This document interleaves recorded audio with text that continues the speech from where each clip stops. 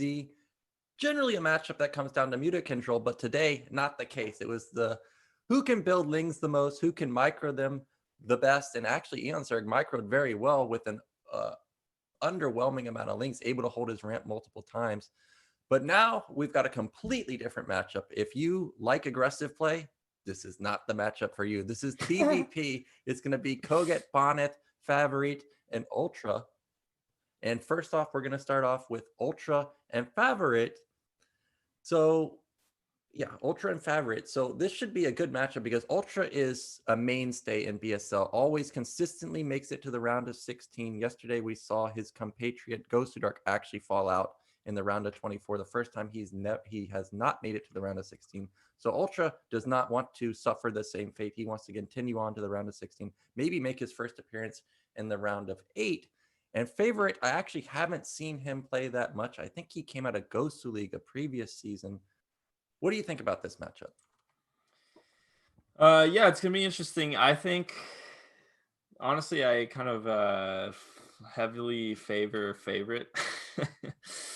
I don't know. I feel like TVP is a hard matchup. Ultra has been a mainstay in BSL. Actually, Ultra is definitely a strong player. So I think probably in this group, kind of kogeT versus Bonyth, Favorit versus Ultra, it's kind of like very close in skill levels. They're very well partitioned, I would say, for this first game.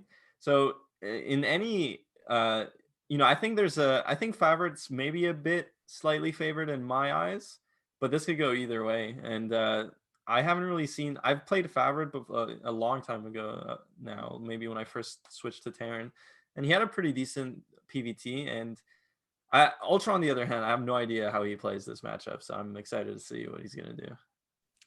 Well, I know that Ultra can play different types of strategies versus all the races. He can be aggressive in Terran versus Zerg. He can also play mech in Terran versus Zerg.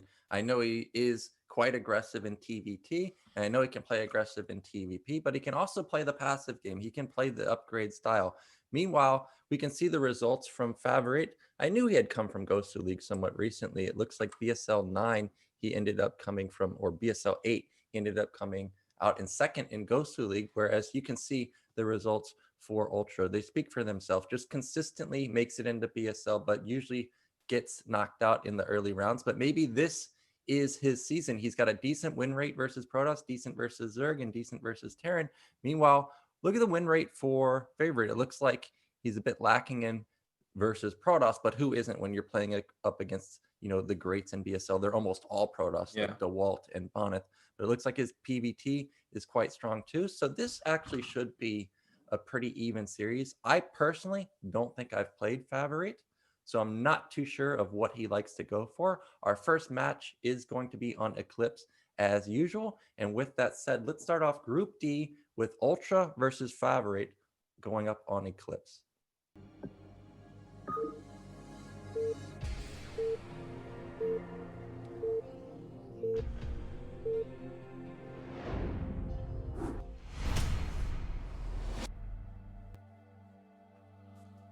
So in the top right, in the gray, we have the Swedish Protoss. It is Favorit.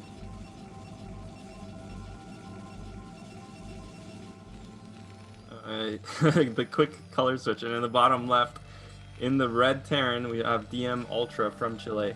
Yeah, I mean, Eclipse, the first map. Yeah, I like this map. We keep talking about how we both like it. I think it's one of the best. It's tricky, honestly, to make good two-player maps, I feel like. And in the past, we've had Overwatch, which was a really good two-player map. Currently, we have Matchpoint, which I don't think is as good, but Eclipse is a great two-player map. And for this matchup specifically, I think it's a pretty even. It's a pretty balanced map. Well, we've got actually Favorit coming out with a quick probe, but this is not going to be for Proxy. This is actually just going to be for a gas steal, I imagine. Now, Eclipse, as you're saying, a great map. I agree with it, but there are differences. As if you spawn bottom left, you can potentially wall your natural, whereas if you spawn top right, you can't do that. Lings will just walk in. There are a bit of a differences in the spawn. So what do you think about bottom left for Ultra here? Is this a good spawn for him? Would he have preferred top right, or is it bottom left? But first off, let's see what this probe does. Is this a gas steal? It has to be. Yeah, for sure. It's so fast. I actually don't even think it's worth it for Terran to deny that gas steal. Look, it came before the gate, and if Terran actually like gets the gas there, and Protoss just puts down a gateway, I think Protoss is actually massively ahead, because you just put the Terran so far behind. But in this case, just let yourself get gas stealed. Now Ultra has to figure out, is this a proxy or is it not a proxy? Judging from the timing, considering the pylon or the probe got into the base way before the racks was even down, it's very unlikely this is a gateway proxy. So, you know, if I'm Ultra, I'm okay with this. I'm interested to see, as you can see his wall. I mean, he's not actually full walling his ramp, but I'm interested to see if he's going to try and pull SCVs to kill this gas or not before the probe. Who knows? Anyway, what did you ask me, Nayokin? Because I had to comment on what just happened there. I totally forgot what you asked me, dude. Yeah, so if you spawn bottom left Oh, with yeah. Terran, is that preferable over top right? What are you looking for? I don't know. What do you think? I personally, I like top right a bit better because it's harder to gas steal because your gas is tucked away. That's literally my only preference. I don't know what you think on this one. I actually like bottom left, but Oh yeah, maybe going into a little bit too much analysis if we start Yeah, getting dude. into that. But one Terran's thing that I do like about top right is I do get proxy less when I'm up there. oh yeah. But other than that, I like bottom left. But we do see the pull off of the SCVs onto the gas. Now, this is Yeah. actually a bit late for Ultra, but I think it's because he was just mining with intention to put down his command center, which is what he has done at the natural. Now, he's got to get rid of this probe because you do not want the probe to actually gas steal you again, because as Terran, everything is just mega delayed at that point. It almost makes me just want to leave the game if I get gas stolen twice. But probe gets taken out.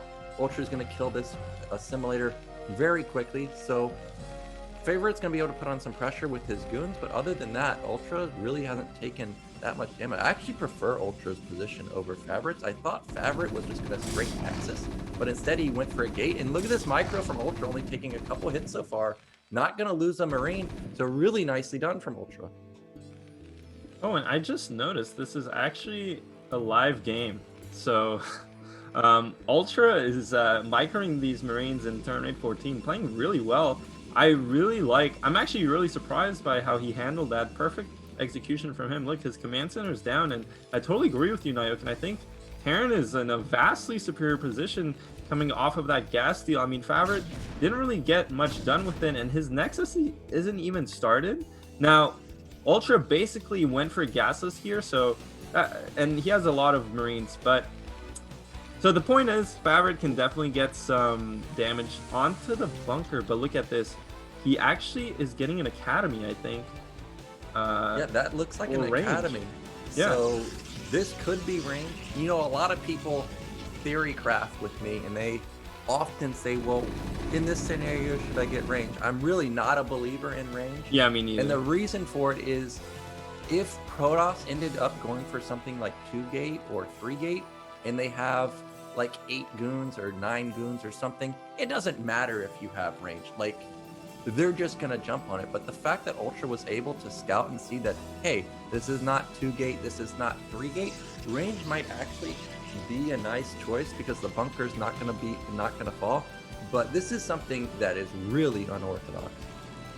Yeah, he actually did put down the factory first, but he is researching range. So interesting. I mean, honestly, I'm curious to see how it works out in this particular game. It's going to deny the range upgrade though takes quite a while to get, right? Like, yeah, it's one of the longest upgrades in the game, and you also have to consider when you get range, it's 150 for units that you're not gonna build anymore. Yeah. So like 150 is essentially building a factory, which is one of the main reasons I really don't like getting range. It's so expensive. But we do have Reaver follow-up for Favorit, and Ultra, okay, I thought that was actually a second factory, but it is an eBay, so he's just gonna put up a turret ring, and Favorit's build is really not lining up for him because I don't think that this is gonna deal much damage. Yeah, it's not gonna deal damage, but I mean, Ultra's investing so much into this defense. Like, we have to remember, guys, of course, he did go for the gas list, so he has a lot of resources. And the thing is, I will say this, though. Favorit has not done any damage onto the bunker. He has not forced any repair from Ultra, so he actually has a ridiculous amount of resources to work with. I kind of understand then why he's going for both the Academy, both the eBay, and just spamming turrets out to be extremely safe. It makes a lot of sense, and I don't think it's really going to punish him. Now, the thing is for Favorit, like, yeah, he's getting this Reaver, and it's probably not going to get in and do any significant damage, but does it really have to? It already forced out basically all these turrets. He can just use the Reaver to control stuff like vultures to make sure that he's not getting pushed by some sort of early mid-game timing push, and he can just expand behind it. So, I mean, I agree. I don't see this Reaver doing much in terms of active kind of damage, but he can just take a Nexus behind this and be fine with it. Well, here comes that Reaver. Let's see if he can get some damage done. You know, as a oh, that's what I thought. I saw a building going up that was not a factory. So this upgrade on the Academy actually will be useful because it's 5 racks plus tanks. But Reavers is one of the best counters to bio play like this. And I'm a little bit worried for Ultra because even if the Reaver doesn't get in, the racks is so close to the turret that I think he's going to see these barracks. So we'll have to see, does Favorit see it or not? He pokes in. He sees one. Okay, he sees one. He sees it blinking, so he should know. Okay. Oh, he has speed. So though. now he's okay. He has speed. He needs to confirm whether this is one. Okay, he sees a medic, so that should give him all the. Oh, and he gets in. But he's anyways. He's in, and that can shut down the mineral line. He can easily pop these Marines. They don't have stim. Remember, they have range instead.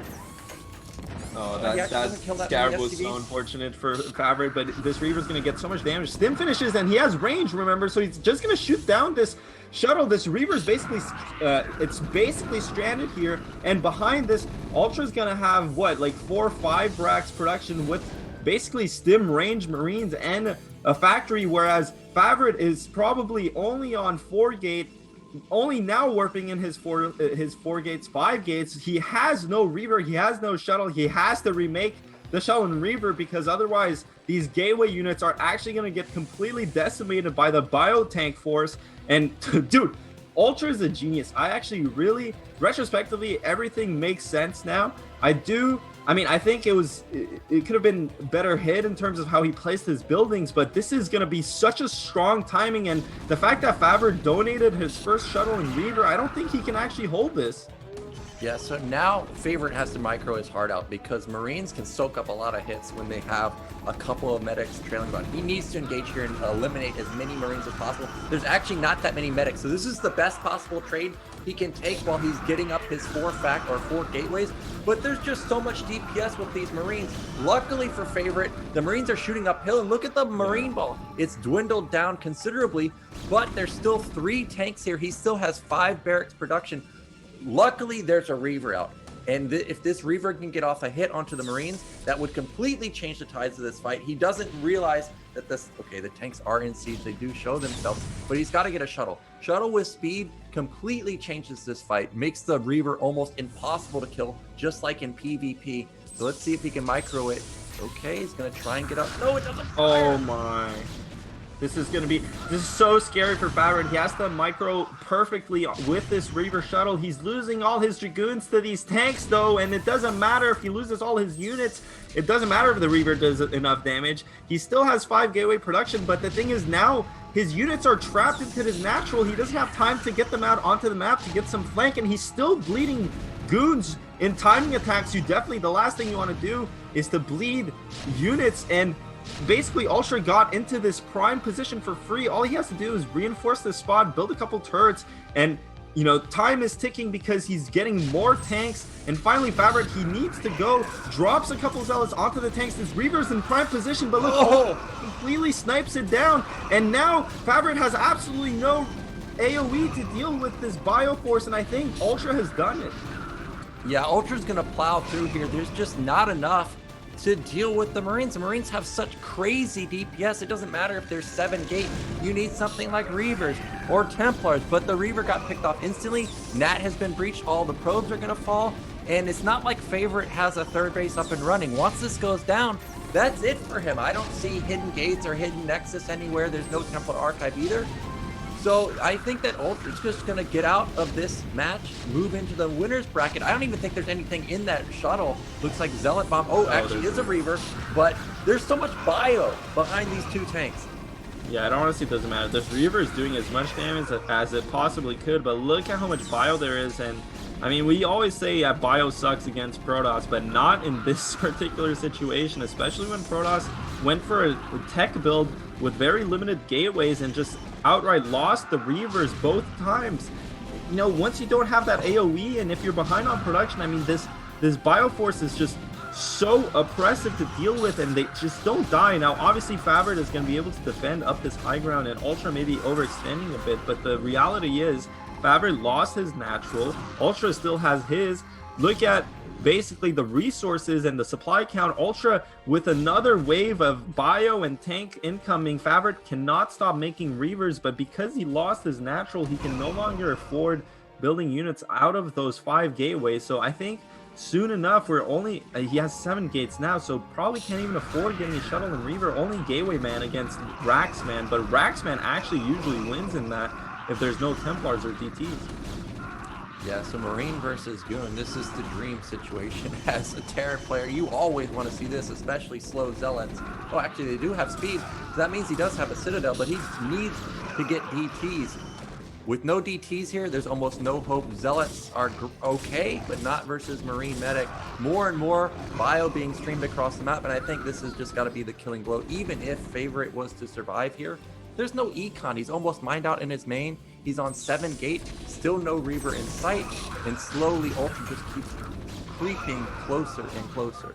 Yep, there it is, GG. Yeah, GG. So nicely done from Ultra. I was wondering if that upgrade into range was going to be a little bit too expensive, but he ends up using it, transitioning into 5 racks. Really nice timing, and it worked out. Actually, the turrets, you know, as a Terran player, when you get when you're playing versus Protoss, you always feel like the Protoss is very hard to like bust, right? And you feel like you have to be the one to do something. But when Terran gets away with gasless, whenever I played Protoss, Terran always came with like a really sick timing, like what we just saw, and it makes it really hard to deal with. So when you're on the Protoss side, you feel obligated to do something to even up the econ advantage. So when Favorit actually saw the turrets were out of position, he ended up going in and was able to confirm it was a 5 racks, but he got jebaited because once the Reaver and Shuttle falls, now you don't have any AoE. And Reaver Shuttle are 2 of the most expensive units that Protoss could build. So it actually backfired that he was going in to try and even up the econ. Yeah, it turns out Marines with range and stim can just chase the shuttle down, no problem.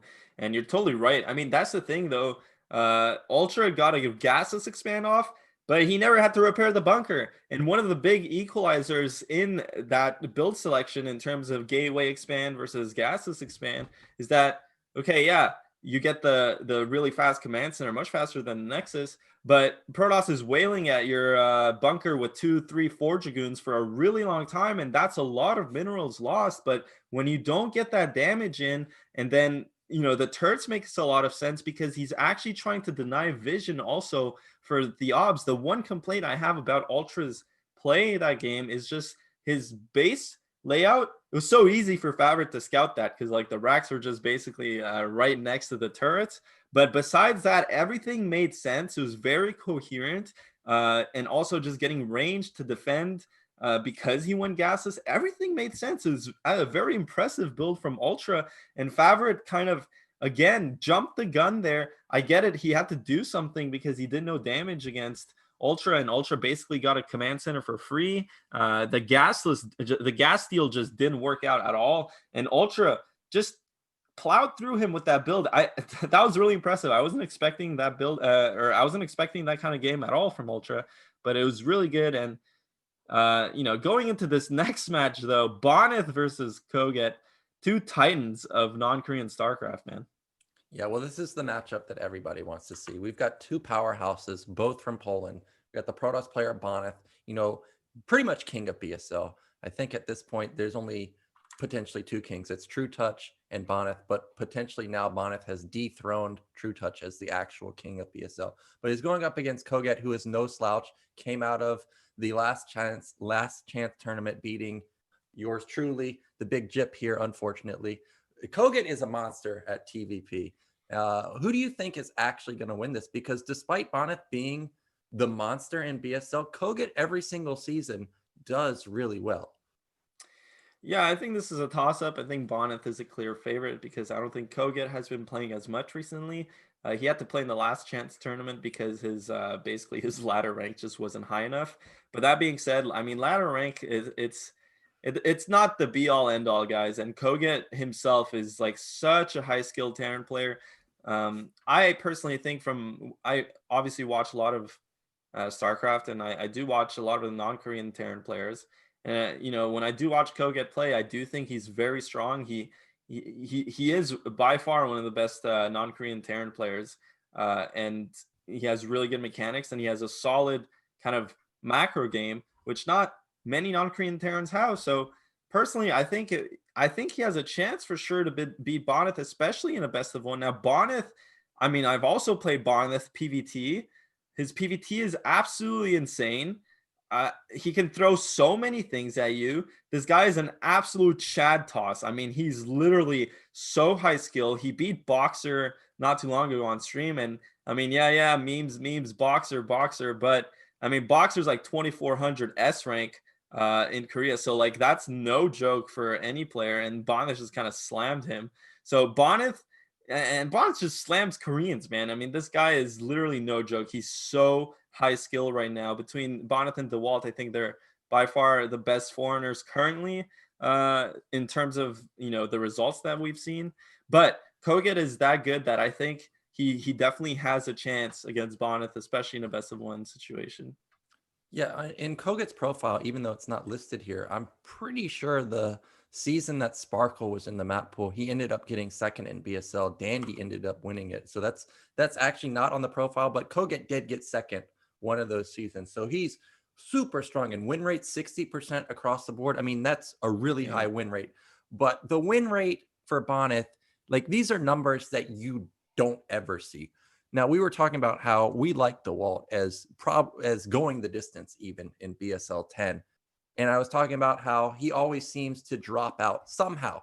Well, here's one of the reasons he drops out, because look at that versus Protoss record for Bonyth. It's 14-0. How do you beat a guy that's just undefeated in a particular matchup? And then he's got an 85% win rate versus Terran. Like, and then there's a 70% win rate versus Zerg. Like, it's just every single matchup he just dominates. And in the foreign all-star tournament, you know, I was coordinating with the Korean team, and players like Bishop, they gave their input on the matchups before they started. And Bishop thought that the PvZ and PvP matchup of Bonyth was better than all other foreigners, you know, in the foreign scene. He thought that actually Dawid was better in PvT, but Bonyth is just a monster. To have stats like this, I mean, this is like almost Flash level. Like, if you think of people that have stats like this, only players like Flash or Beast who come to mind. Yeah, I mean, Bonyth is for sure, like I said, either Bonyth or Dawid. Bonyth historically has had way more results than Dawid.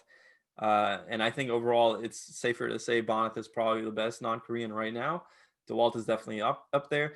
But yeah, I mean, keep talking about Bonyth.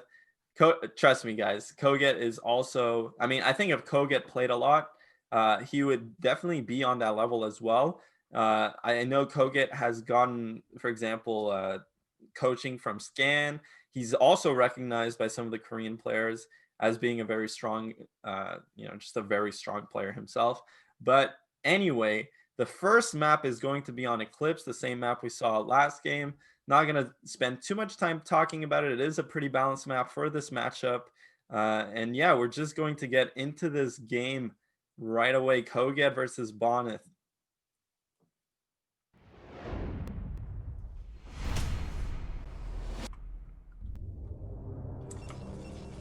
In the top right, in the blue, have our Polish Protoss and reigning BSL champion. It is Bonyth. And the bottom left in the red, the GOAT Terran player, non-Korean. Nah, not the vet. One of the great Terran players of the non-Korean scene. It is kogeT, also from Poland, man. Dude, Poland, just all the really strong players are Polish, right? Polish or Russian or something.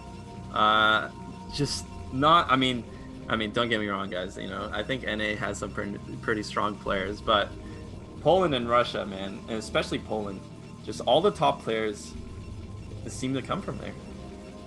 Yeah, you know, when I was playing in... Oh, actually we're going straight into FP VOD. Now remember, Zero's also from Poland, so we can have FP VOD with no latency, really. So if we get into a super big battle, this should be pretty epic to see Bonyth's point of view or kogeT's point of view. But as you were saying, all of the best players come from Poland. Like when I was playing in Chobo League, I think I was going up against, was it Vingzil? And I was like, who's Vingzil or who's Yeti? And I look him up and he's like 2200 rating, and then I see the flag is Poland, and I'm like, oh, well, he's pretty good. And then I look up Yeti and he's, oh, same rating, you know, 2200. And I look up someone else and it's like, oh, he's also from Poland, also 2300. It's like every single player that's from Poland is just like by default, like 2200 to 2300. Like they're just all very good. And they're not all Protoss either. The best Zerg comes from Poland. It's True Touch. You know, they're all very good. kogeT, Bonyth, True Touch, they have three powerhouses of every single race. Yeah, man. I don't know what else to say, but it's such a strong country. These two players are so strong themselves in their own right now. Basically a repeat of last game. Bonyth going for that gas steal before the racks. kogeT letting it happen, but look, kogeT is dealing with it very nicely. He has to keep this SCV onto the probe. Bonyth's probe micro is actually very oppressive, and of course, if kogeT doesn't defend this SCV building the racks, you know, he's just gonna lose it. So, and it's kind of hard here because you don't want to necessarily be sending another SCV out to scout, because then you have two SCVs not mining, one defending your SCV and one scouting, obviously. Now, again, the gas steal was fast enough where you kind of doubt that this is a proxy, but it is always possible, and kogeT doesn't really know. And when it's a proxy gas steal, you actually need to do something like 2 racks. But like I said, the gas steal, the actual probe got into the base a bit too early for there to be a proxy reliably usually. So Bonyth using this gas steal here to go into a nexus, which makes a lot of sense. And in this case, because kogeT didn't choose to go for something like a second racks, maybe a proxy second racks, he's just looking to expand. I don't think Bonyth is going to get at all punished for this. So as opposed to last game where Favorit also went for a gas steal, I think Bonyth has, you know, he had a bit more of a plan with this. Yeah, so this is basically the same opener that Favorit went for, and I was mentioning how I was a bit surprised that Favorit didn't go into the Nexus when he knew that it had to be a gasless, and then he ended up not punishing Ultra at all. So I do like this follow-up from Bonyth a bit more. Now, it is always dangerous when you're Protoss and you go for a straight Nexus, and you know that the Terran sees the Nexus and knows that there's no threat of Zealot or no threat of a lot of goons coming. If kogeT was to do an SCV pull and rally Marines, this could do a lot of damage. And as I say that, I see a lot of red going across the map. So this might actually be a very fast game. kogeT knows that there's not a lot of... Oh, actually, there is a Zealot intercepts. Oh. She gets 2 hits onto 3 hits onto the Marines. So already 2 of them are extremely weak. This is terrible for kogeT. You really want to just straight up fight this Zealot, but it already got so many hits onto this... Honestly, Naokin, this rush is already completely denied by Bonyth. He's actually killing the Marines. The thing is, kogeT had to pay attention there and instantly engage the Zealot out in the open, because you can kill the Zealot. The Zealot is actually always gonna get some damage onto the Marines, but you can reliably kill it if you micro. It is a bit hard for Terran, especially in that specific situation, or at least that location on the map, because there is high ground. And the thing is, kogeT just didn't notice it, and Bonyth was already on top of the Marines. And this rush just cannot work anymore because the Marines took so much damage that there's no way they're ever going to get into the bunker. So this is huge for Bonyth. kogeT is so massively behind. Well, I mean, he can definitely still play this game out, but think about all that mining time lost where Bonyth also went for a really fast Nexus, so economically he's going to be super far ahead at this point. kogeT just now starting his factory, and he has to build this bunker at his base, so now Bonyth can basically walk up to kogeT's to kogeT's natural. His goon range is going to finish. He's going to start hitting onto the bunker as we get into one of the players' FPV. Again, going back into kogeT's FPV. And, the thing is, kogeT didn't lose any SCVs. He only lost Marines there. So it's not like, yeah, I guess he's not necessarily massively behind, but it is a significant hiccup. Yeah, well, if you're a Terran player and you're a fan of kogeT, he definitely needs your support now because he is massively behind. Going up against somebody like Bonyth, you do not want to be behind. He lost a lot of Marines there. He's forced to build more Marines that he doesn't want to build. Because he went for the pull, the factory is mega delayed. And you can see how delayed it is because there's 3 goons outside of his base before the add-on even starts. If Bonyth can almost do whatever he wants. He could go straight carrier. He could go straight 2-base arbor. He could go Reaver. kogeT's going to have to repair this forever. He could put down another Nexus. We see Nexus going up at the 3rd base pretty soon. And he's got shuttle coming. So kogeT's going to have to make magic happen. eBay's coming up. He is in real big time trouble. I can't see exactly what the supplies are for kogeT right now. I see Bonyth is at 56. But for sure, kogeT is way behind here, even though he didn't actually lose that many SCVs.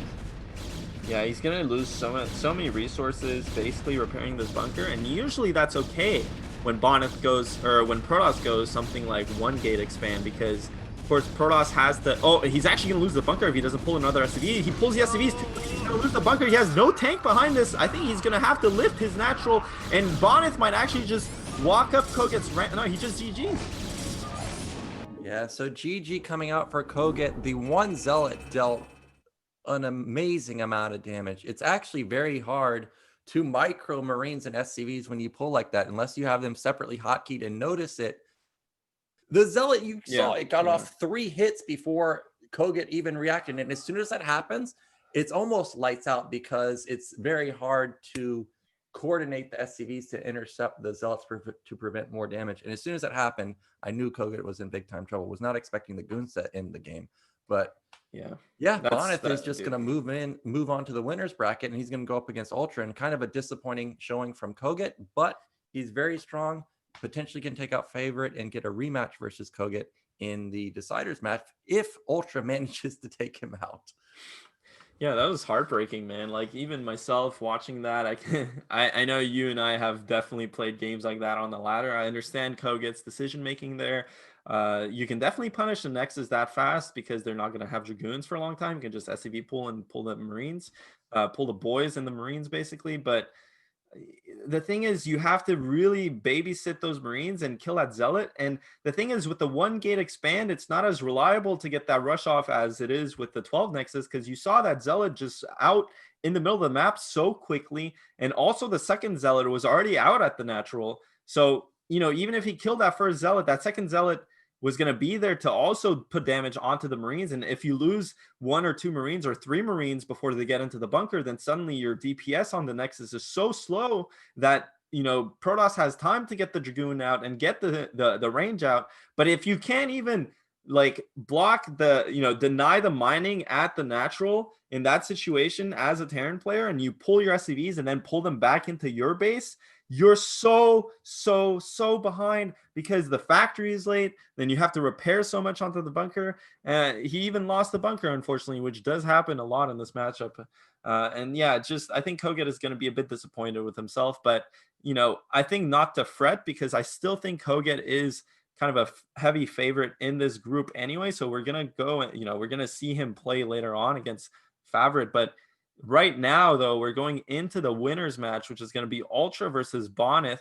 Now, Ultra obviously is going to have his work cut out for him, but honestly, that first game he played, he had a very kind of prepared and out there strategy, a non-conventional build that he prepared, and he actually executed it just beautifully. So if he can come up with stuff like that against Bonyth, I mean, yeah, Bonyth is a god, but he might drop one of these games. He might, if that happens, who knows what can happen. Yeah, so our next map is going to be Reap the Storm. Remember, it's best of 1. So if Ultra can hit a slick timing like he just pulled off versus Favorit, for sure he can make it out. So this is going to be the winners match. Ultra versus Bonyth. Let's go.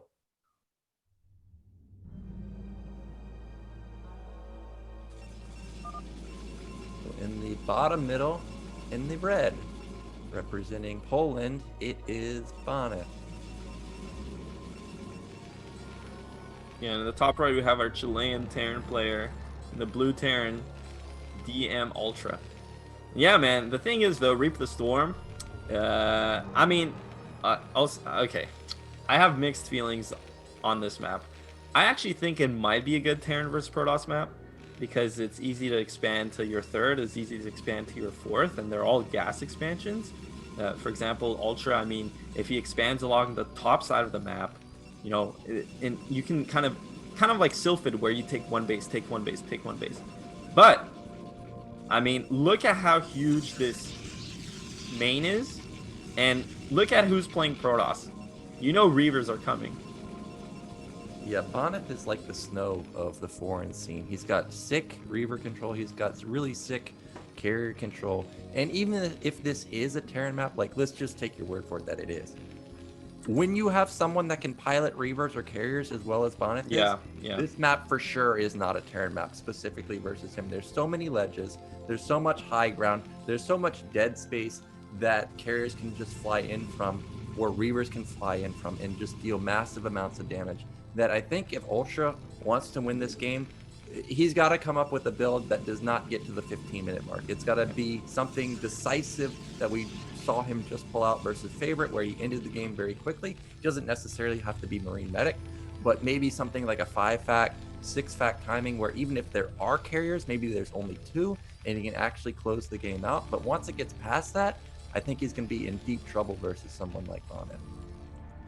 Yeah, you're totally right. And I mean, the thing is also arbiters are really hard to deal with on this map. I think in general, like, this open huge main is a huge liability for Terran, but besides that, the rest of the architecture of the map I think is pretty good for TVP. Now Ultra, I haven't, you know, last game we saw him go for super ultra ultra timing attack, so I don't know if he's kind of more of a macro player where he would go for 3 base 4 base Terran. And so in that case, yeah, you're totally right. Ultra has to come up with something kind of really quickly here, though. You see, he's actually going for a command center after the racks, which is interesting because he built the racks on the high ground. But actually, I like this. So, oh, but this is huge. Nice Manor Pylon from Bonyth. Actually gets 2 mineral patches and 2 SCVs. So that's going to pay for itself in droves, man.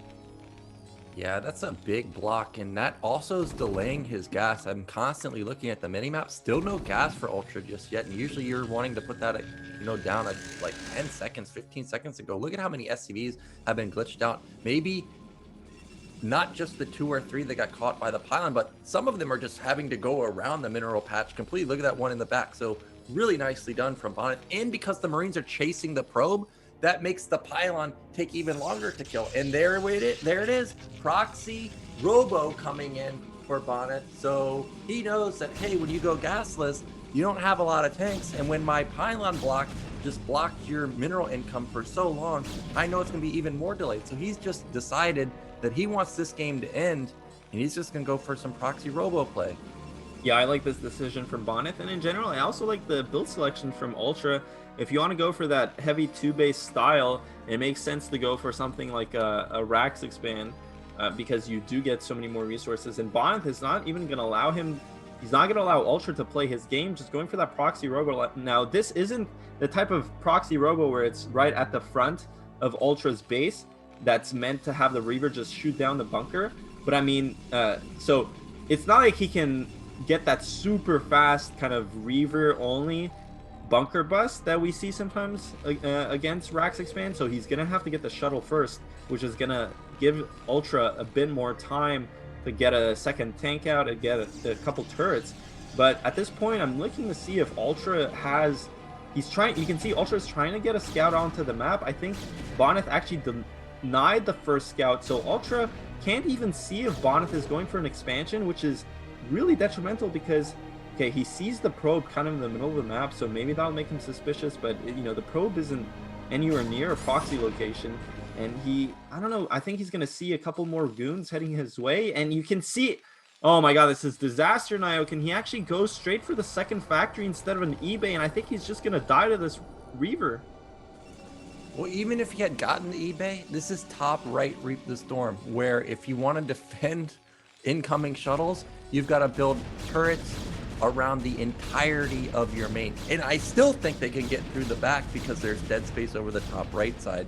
We do see the 3 goons pressuring the bunker.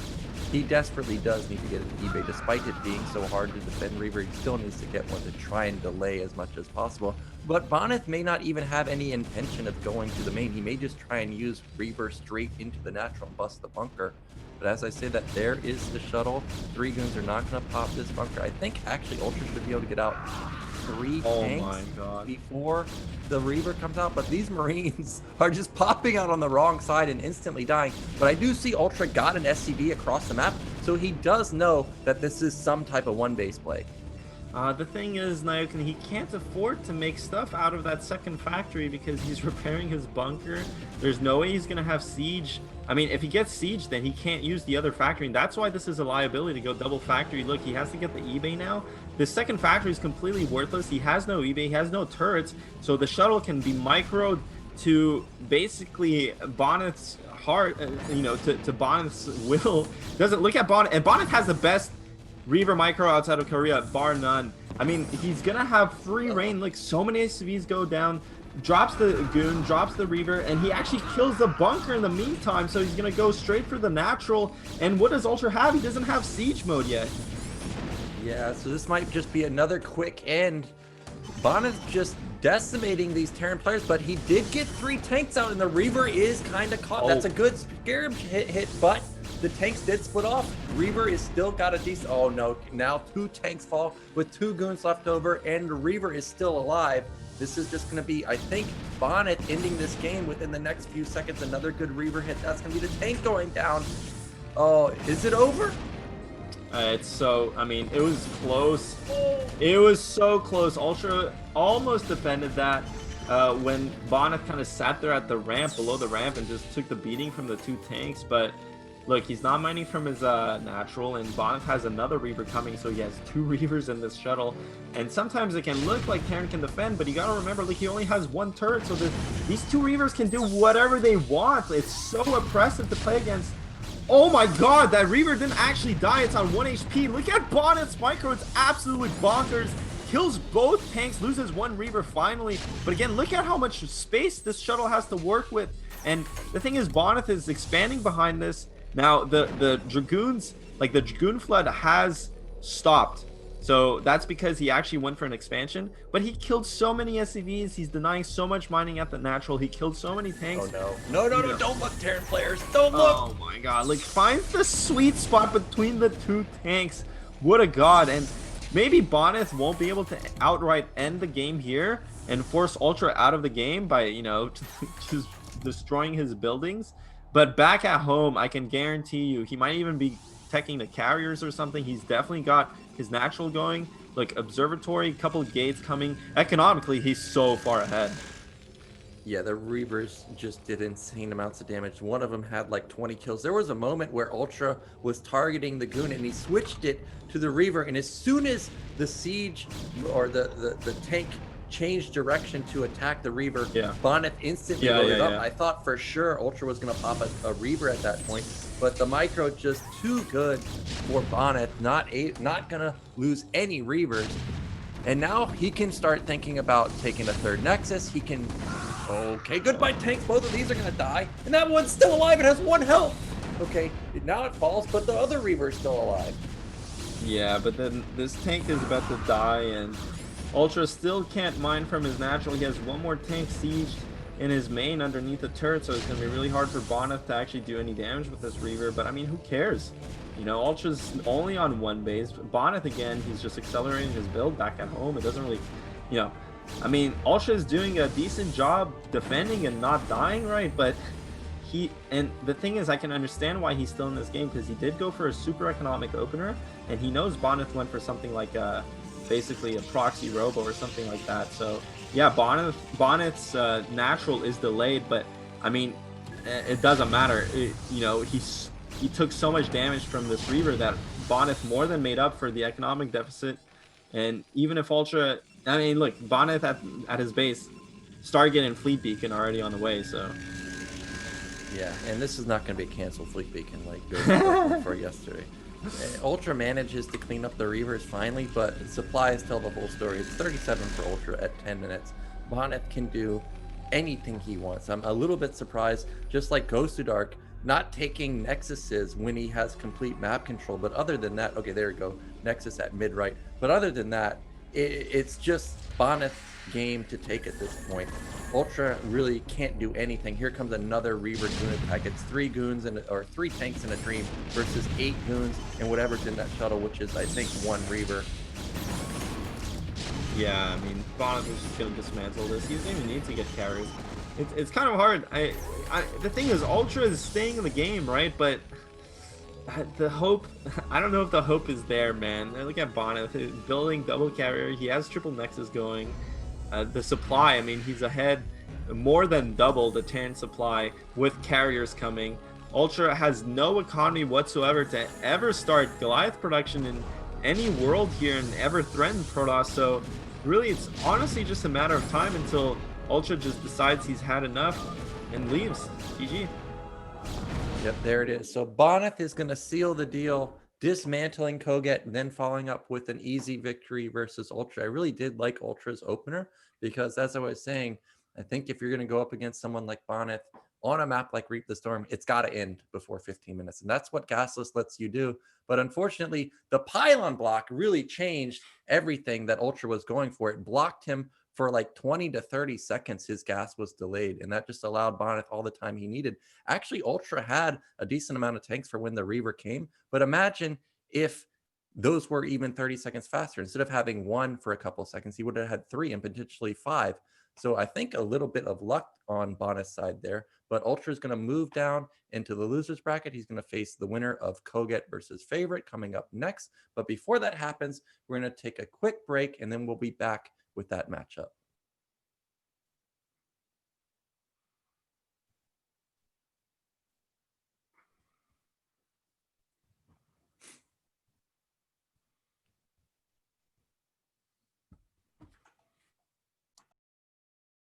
And the worst part of this is that Gornish is making lurkers out in Africa, man. Like, literally out in the suburbs or something, just out in Narnia.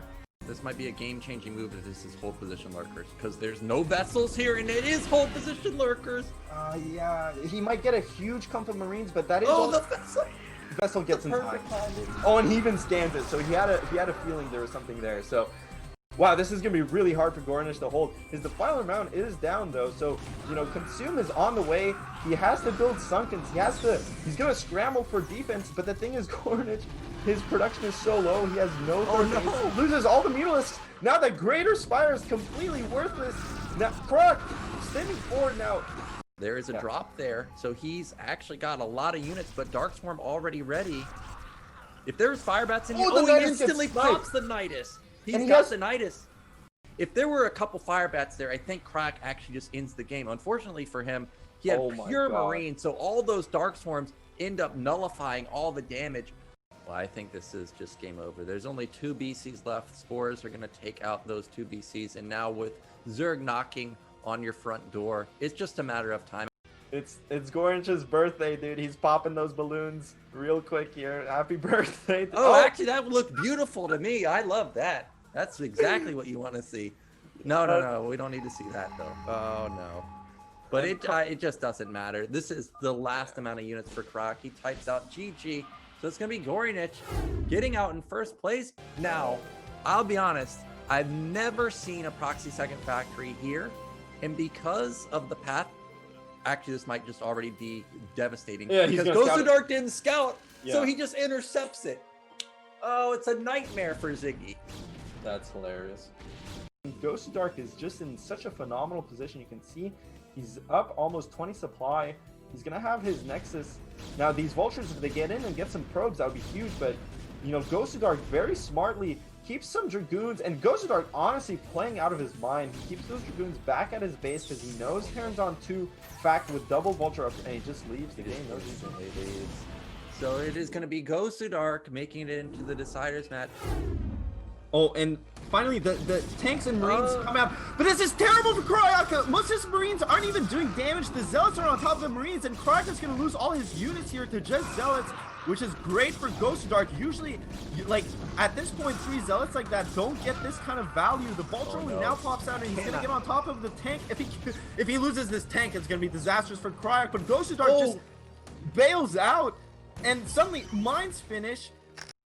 Oh my god, this is so crazy. Oh, even both the tanks. Goes one. Some sick micro. If Protoss micros is just fine, as you saw, Ghost Dark with his what killed that? He got both tanks. He got the turret, so now the shuttle can micro forever.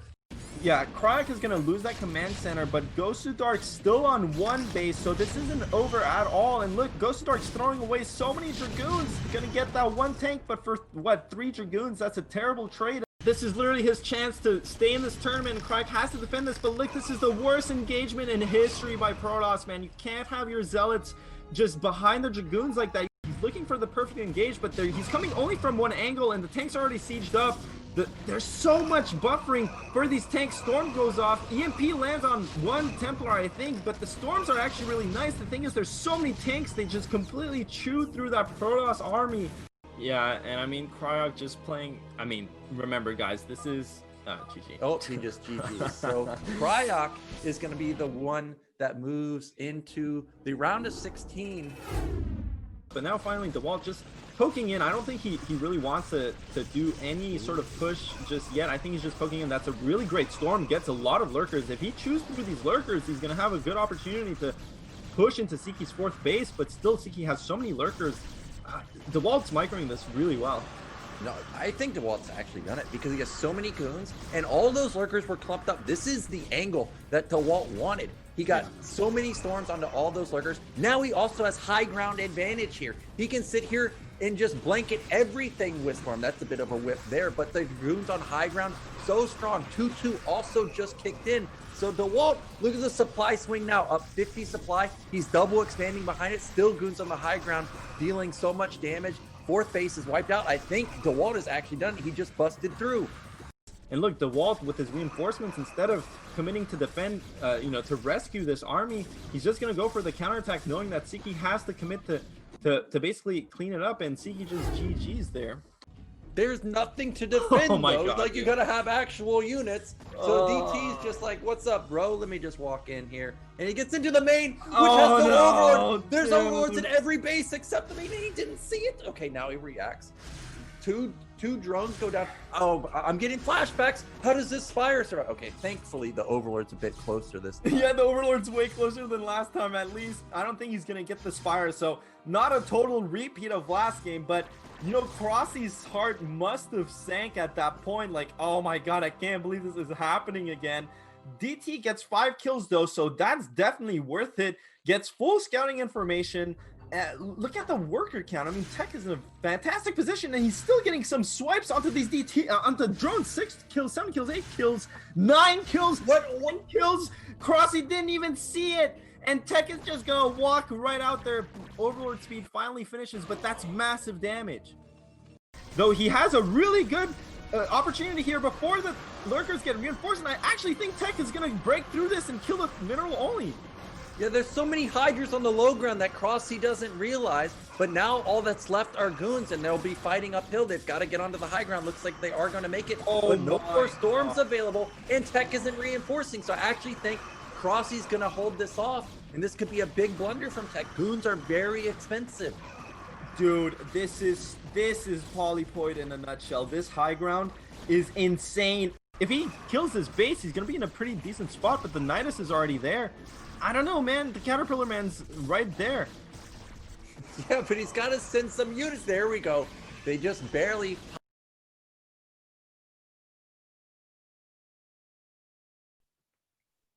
Welcome back to BSL. I am Nyokin, and with me is Gypsy. We just saw Bonyth dismantle both Terran players in his group. He won the first game with basically 2 Zealots, and then picked apart Ultra with just a couple Reavers. So he easily makes it out into first place, but now we're going to be getting into Favorit versus kogeT. kogeT, we really didn't get to see what his game plan was because it just ended so quickly, but we did get to see a bit of Favorit's a game plan. He ended up going into Reaver into 2-gate, but then got dismantled by Ultra with a really slick 5 racks timing. So we'll have to see what both of these players have in store. Who do you think is the favorite here between kogeT and Favorit? Yeah. Before I get into that, real quick, guys, shout out to our sponsors, Blizzard, Wikipedia, and Esports Fund. You can see them again on all these graphics, always at the bottom. You can see all of them. So quick shout out to them, because without them, BSL 10 would not be possible, and without the work of many people behind the scenes also. Thank you so much to everyone. And thanks to everyone also for tuning in. Our viewership today has been pretty rock solid. So, but yeah, getting into this game, losers match, kogeT versus Favorit. Yeah, I don't know, man. I mean, kogeT, I think here is going to be a pretty significant favorite. Sometimes I'm actually just thinking, like, is that even a word anymore, or is it just the ID? But I think he's a favorite here. I think Favorit is a bit more of an up and coming player, so I think he has a bit more to prove. But the map will be Optimizer. Yeah, so it is Optimizer. I'm a bit disappointed that it's a Terran versus Protoss as opposed to something like a Terran versus Zerg, because to me, this is a map made for kogeT. Somebody that can play micro builds, can play really sneaky builds, and you can't really play that many sneaky micro intensive builds versus Protoss. But regardless, Optimizer is a really cool map. So let's see what kogeT has in store for us, or if Favorit can make a bit of an upset here, taking out kogeT. Now remember, it is a best of 3, so if he was to fall in the first game, he still got a second chance. So let's get into Optimizer, kogeT versus Favorit.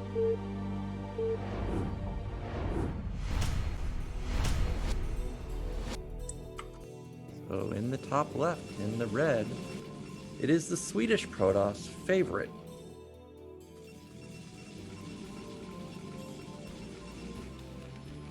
And in the top right, the Polish Terran, kogeT. Yeah, Optimizer. I guess we're gonna have to run.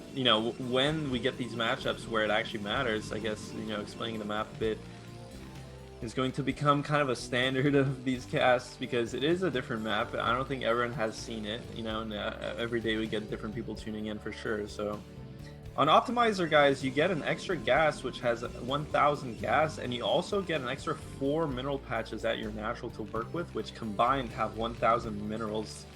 But besides that, the bases are basically kind of standard resource count. So that's the whole point of this map, is to optimize your builds. It's such a fun map. I really like the idea of this map, and generally, personally, I think this is always going to favor Terran builds in macro plays, though we've seen that in ZVZ, for example, Siki came up with a sick build yesterday to take advantage of the fact that you can get the gas in your main. But yeah, I wouldn't be. This is the kind of map where I think this is a map for kogeT. Now, I don't know how much these players practice these maps. Of course, we're still early in the season, so I don't know if they have that much experience on it. I'm interested to see. I can only assume kogeT prepared a macro build for this game. You can see he's actually going for the racks. Now, the other part of this map also is that it's very easy to get a depot racks wall on all positions. It's actually laid out so that you can get a marine out onto your main in every single position. So to be honest, there's no reason not to go for that wall. But kogeT is opting to go for a bit more efficient and just building the racks right next to this command center and going for that gas. So no gasless expand for him, and Favorit himself going for that gateway expand. So pretty standard from both players. I'm surprised we're not seeing a racks expand or something like that, but this is a much safer variation. Well, I think we're probably going to see some dropship play, because one of the intricacies of Optimizer is there are actual ledges you can land tanks on. I think it's over the high ground at the third base at top middle, for example, for Protoss. Also, with the mid left base, Protoss players are often going to glitch a probe through and take their third base over there and feel like they're pretty safe, because Terran doesn't have an easy way to access it. So I think that more than likely kogeT will open up with some type of starport play. We know that he does like micro-intensive builds, so that would be right up his alley. But we'll have to wait and see if that's what he opts for. Now, We do have kogeT coming into the base, just going to get off a scout. We do see that everything so far is pretty standard on kogeT's side of the map. 2 Marines so far, may go for a 3rd one, but generally it's a 2 or 3 Marine expand behind it. He's not mining gas or with 3 on gas, so this is just going to be a standard command center follow-up.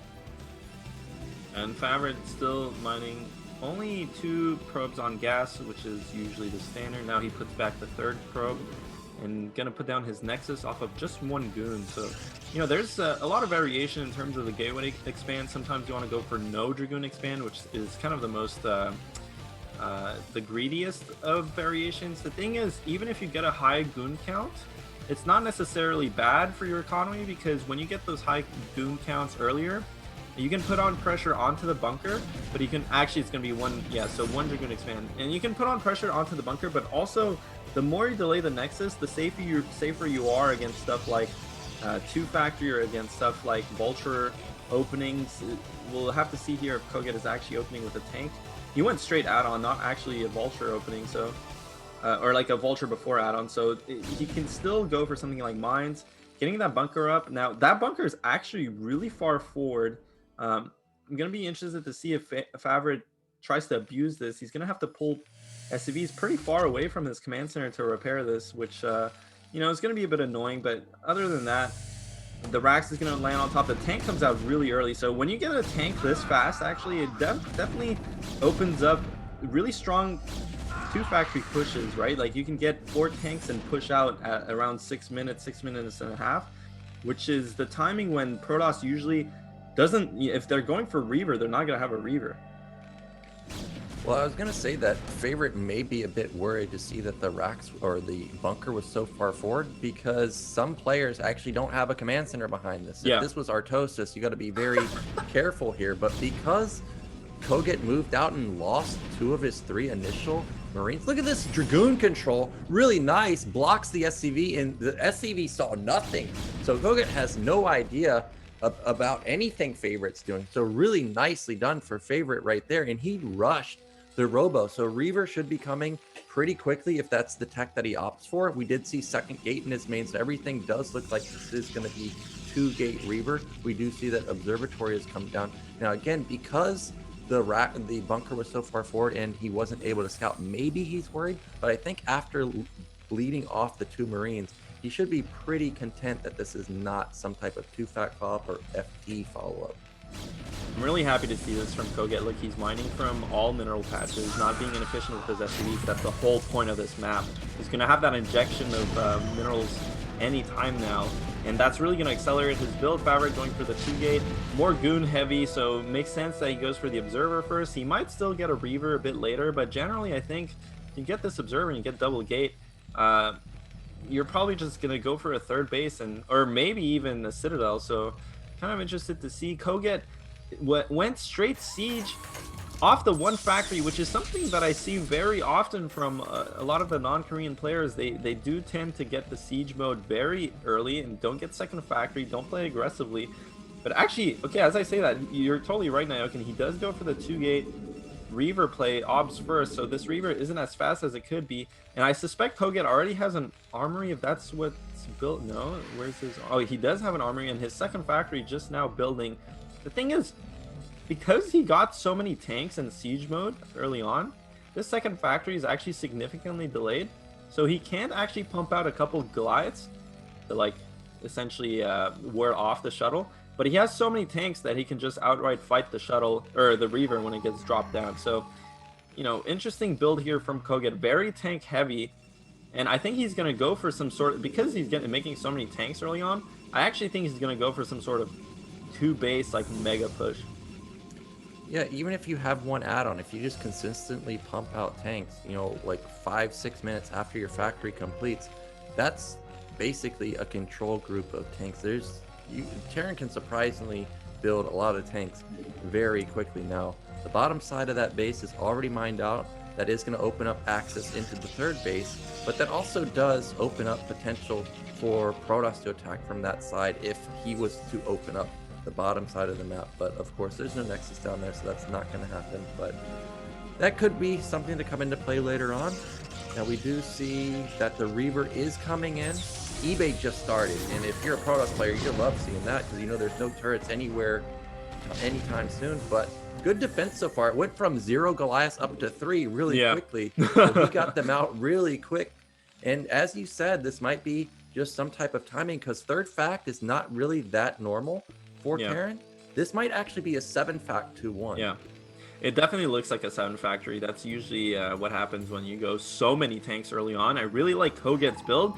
The thing is, I look at this and just think to myself, wow, kogeT has a lot of stuff, but that's optimizer for you guys. Like, it really does kind of push your build to be much faster than usual. You definitely don't usually have this many tanks, this many Goliaths when you go 1 factory expand against that Reaver timing. So, like, he even has Goliath range and everything. Look how much gas he's basically flooding right now. kogeT is. He's gonna get so much gas off that second gas in the main that it's like everything's coming so fast, and this is why I think this is such a strong Terran map. Like, it just plays towards all the Terran macro builds. Second armory coming, and again, because of this gas, you can actually afford 2 armories and a bunch of factories off of 2 base and still get tanks. So this is going to be so scary. Protoss doesn't really get that kind of compensation. Like, yeah, it's nice for Protoss to get the extra gas, but either way, usually Protoss doesn't need that 3rd gas until much later into the game. You don't need 3 gas to go up to Arbiter tech. You don't need 3 gas to make Reavers or anything. But the thing is, he can get Reavers and Arbiters much faster. So, you know, definitely plays into that as well.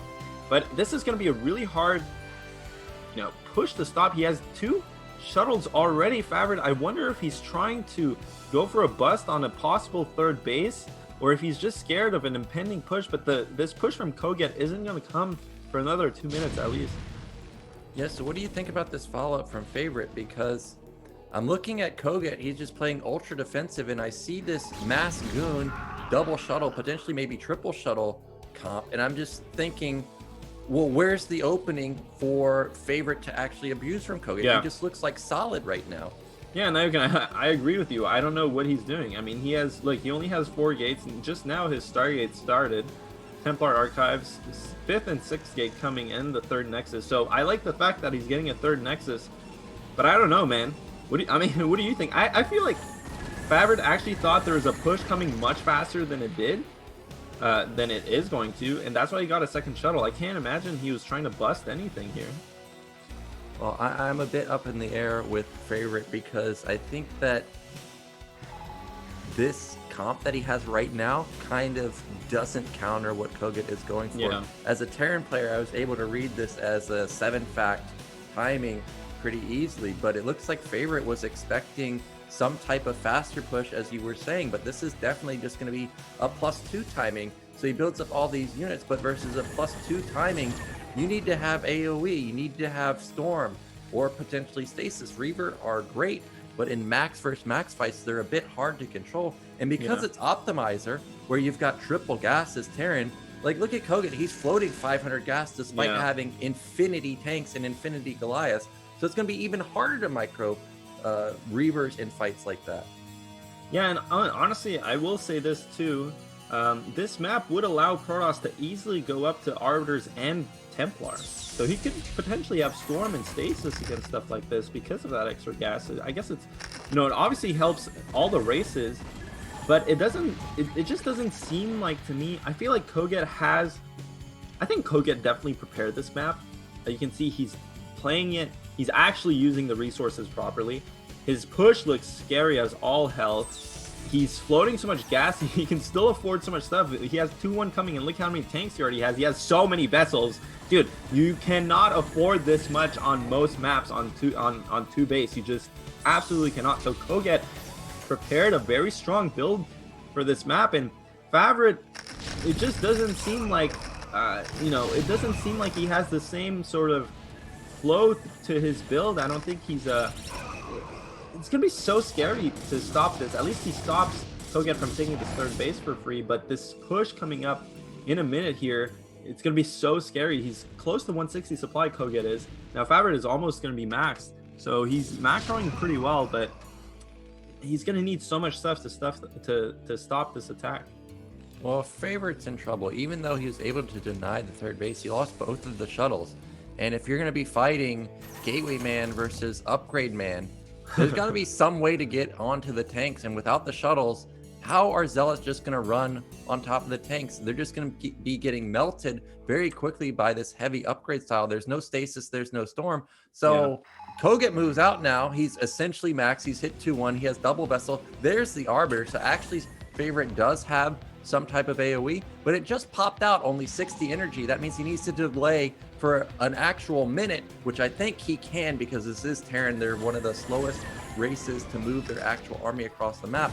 But before then, he cannot fight. He needs to get up as much stasis as possible. This Zealot run by is actually buying him some time. So maybe down to 25 seconds left until stasis. And here comes that Reaver. If a fight happens and he's not paying attention, Reaver might all of a sudden get 30 worker kills. So it all comes down to this: how well can Favorit fight during this initial push? He's about 20 seconds away from stasis. That's a lot of tanks, and they are all clumped up, but he's got to have perfect stasis here if he wants to clean this off.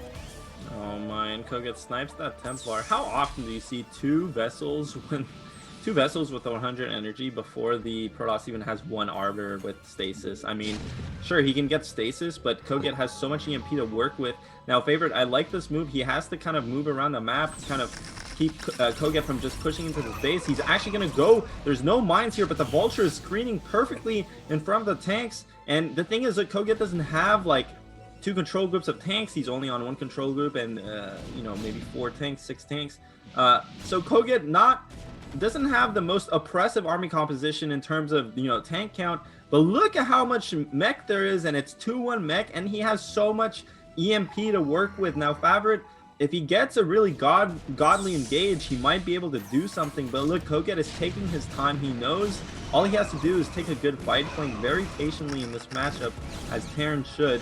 And Favorit, he knows, look, I can't take this fight. He's trying to run away, but he is getting caught out of position. He's going to bleed some units. Now, every minute that he buys for himself, or every second that he buys for himself, really is great, because this Arbiter is going to get energy, and kogeT's not going to get the EMP off. I think stasis is going to go off, but no, actually the EMP lands before anything gets stasis, so Favorit cannot take this fight.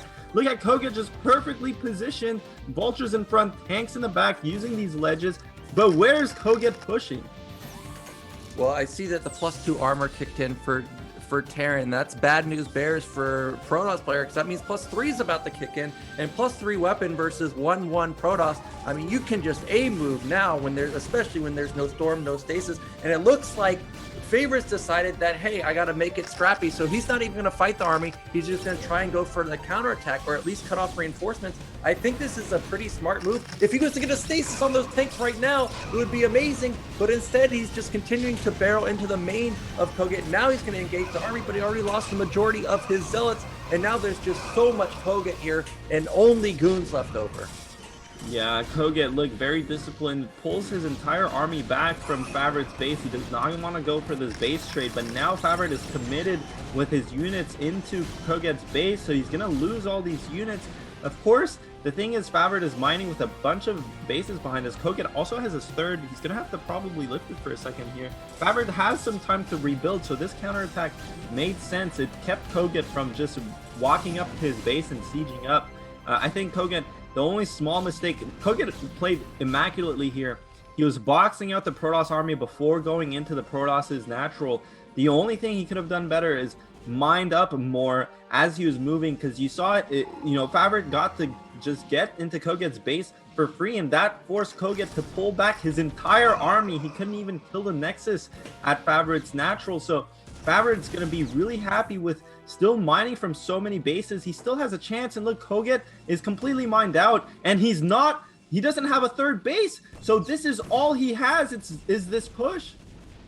Yes, so the more scrappy this game gets, the better it is for Favorit, because kogeT's not mining. This is the entire army, and look at how clumped those tanks were. If there was a double stasis right there and Favorit was to engage, I think he could win the fight, but kogeT's approaching max. He's now starting to get his third base at top right, but there's a real chance that kogeT is not going to take this game. It looked like a guaranteed victory, but with him being broke, if the game starts getting crazy and he's not decisive, but it looks like that's not the case. He's moving into the natural now. He still doesn't know where the army is, so this could be a bit of a blunder. When he's broke, he may just lose his main. Yeah, it's just such a hard situation. I mean, like, he's gonna kill Favorit's main. I think in general, if Terran plays strongly from here, Terran should have like a pretty high chance of winning this game. He's gonna go and take the top expansion. He can lift some of his command centers from his main, his natural to expand. So it's, you know, eventually he will establish other mining bases.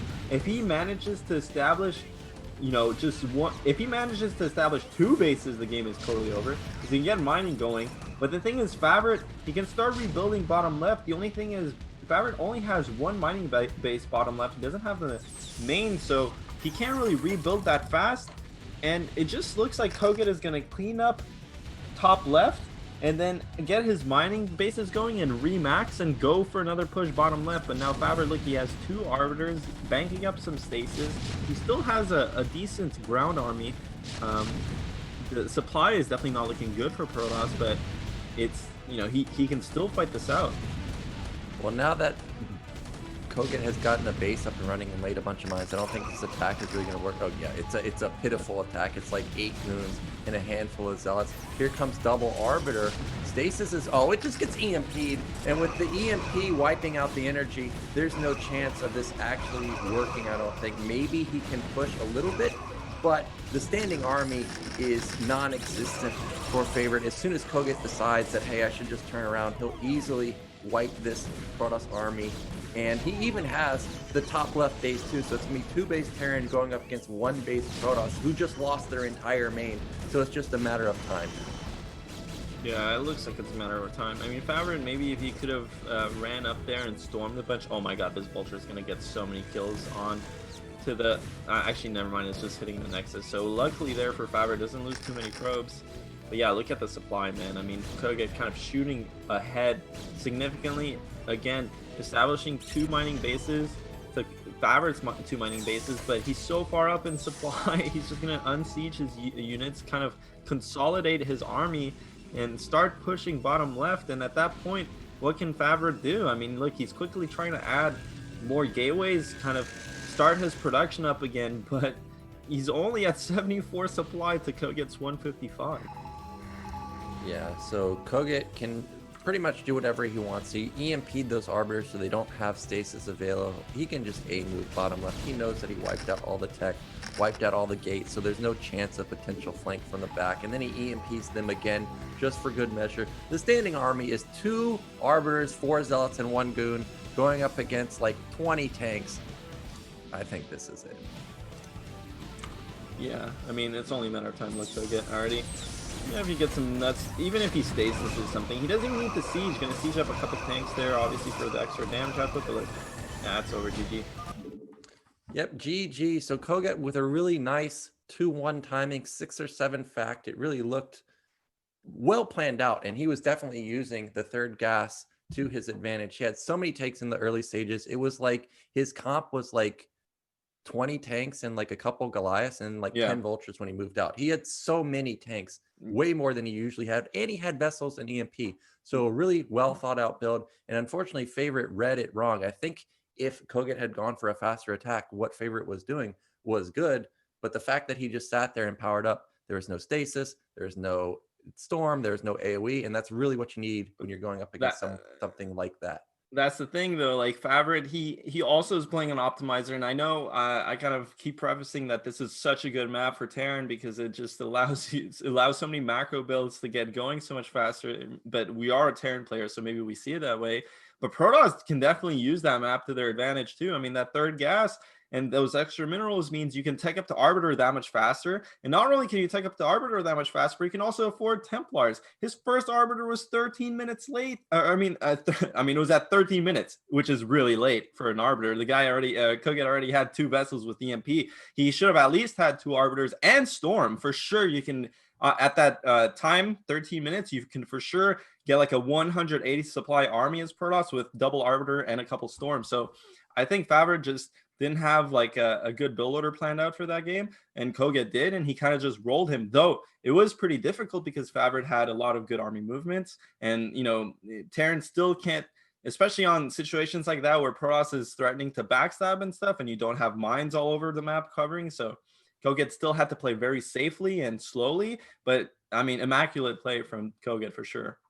Yeah, well done from kogeT, but it is best of 3, so Favorit's not out. Now it is going to be his map pick, so we're going to see what he goes with. I feel like he's got to pick something like Sylphid or Eclipse, really, because those to me are the best Protoss maps available to him. I really like Protoss on Sylphid. I really like it on Eclipse. If you can split the map potentially in your favor, like going the bottom direction.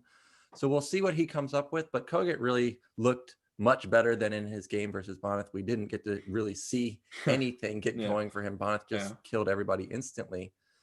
So let's see what Favorit comes up with. These games are live, actually. That's how we're getting the FP view. So I'm sure they are just organizing the games right now. Yeah, so it's going to be a bit longer until we get game 2 going.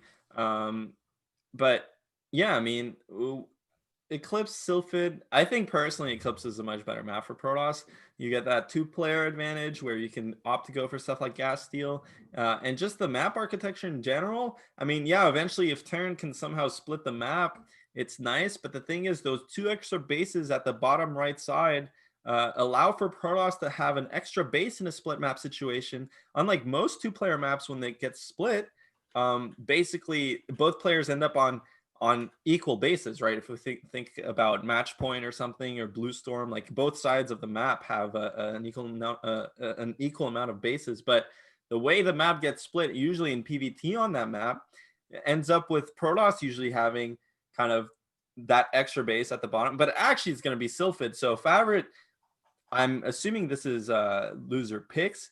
So Favorit actually opted for Sylphid over Eclipse. Yeah, so Sylphid coming in for Favorit, probably his most comfortable map. You know, it's been in the ladder for quite a while. A lot of people love this map. So let's get into Favorit versus kogeT. Game 2, see if Favorit can even it up or if kogeT's going to move into the deciders match versus Ultra.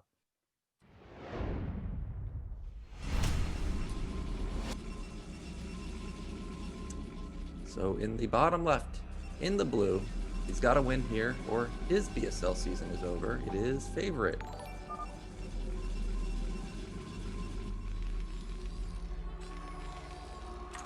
Yeah, in the bottom right, we have kogeT in the red Terran. So Sylphid is going to be map 2. And yeah, I mean, last game, I feel like kogeT played like a god. But still, like, this matchup can be tricky. And especially when you go for those 2 base plays like that, you saw that kogeT mined out so quickly, and Optimizer, like, yeah, there's extra resources on both bases, but after that, it's kind of just 2 normal bases.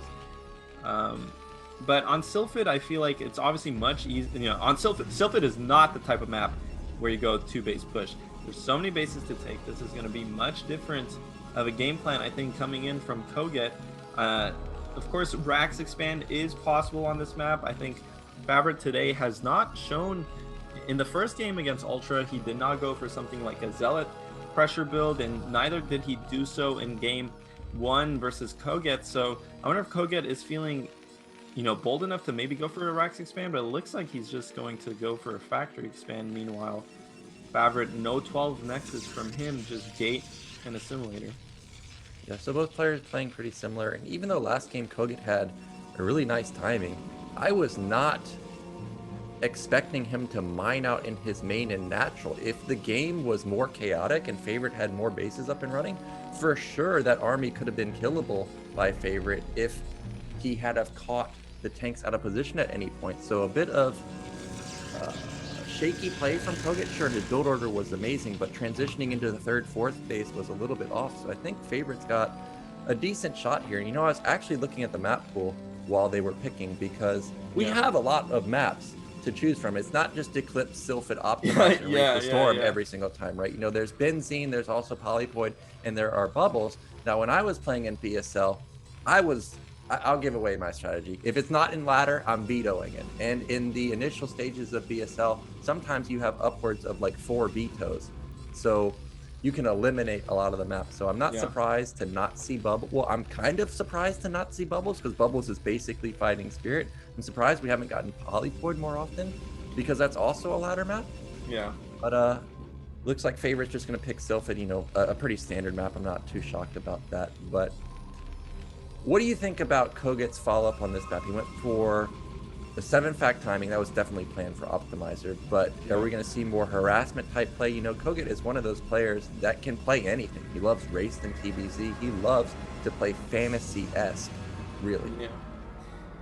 Yeah, I mean, I'll be honest, I haven't seen kogeT play TVP too much, but when I see him play TVZ, he's always going for like stuff like 2-port Wraith. He's going for, Vulture openings or some crazy stuff like that. TVT, of course, I played versus him recently. He does go for stuff like 14 Command Center, but not necessarily. I guess in TVT it's a bit harder to be super aggro, but I don't know, man. I think on Sylphid, Sylphid really is the best strategy on this map, right? And it's how the Koreans play it, is to go very quick armory and play for a 3-2 style TVP, where you take a lot of the bases and you get into 3-2 60 minutes in. You don't go for a really big push off, at 14 minutes. You kind of just sit back on your side of the map, and then once you hit 3-2 with a bunch of EMP and stuff, you just go out. Now, do I think kogeT is going to play like that? Initially, his build kind of looks like it, but I feel like he might just make a tank and get siege like he did last game.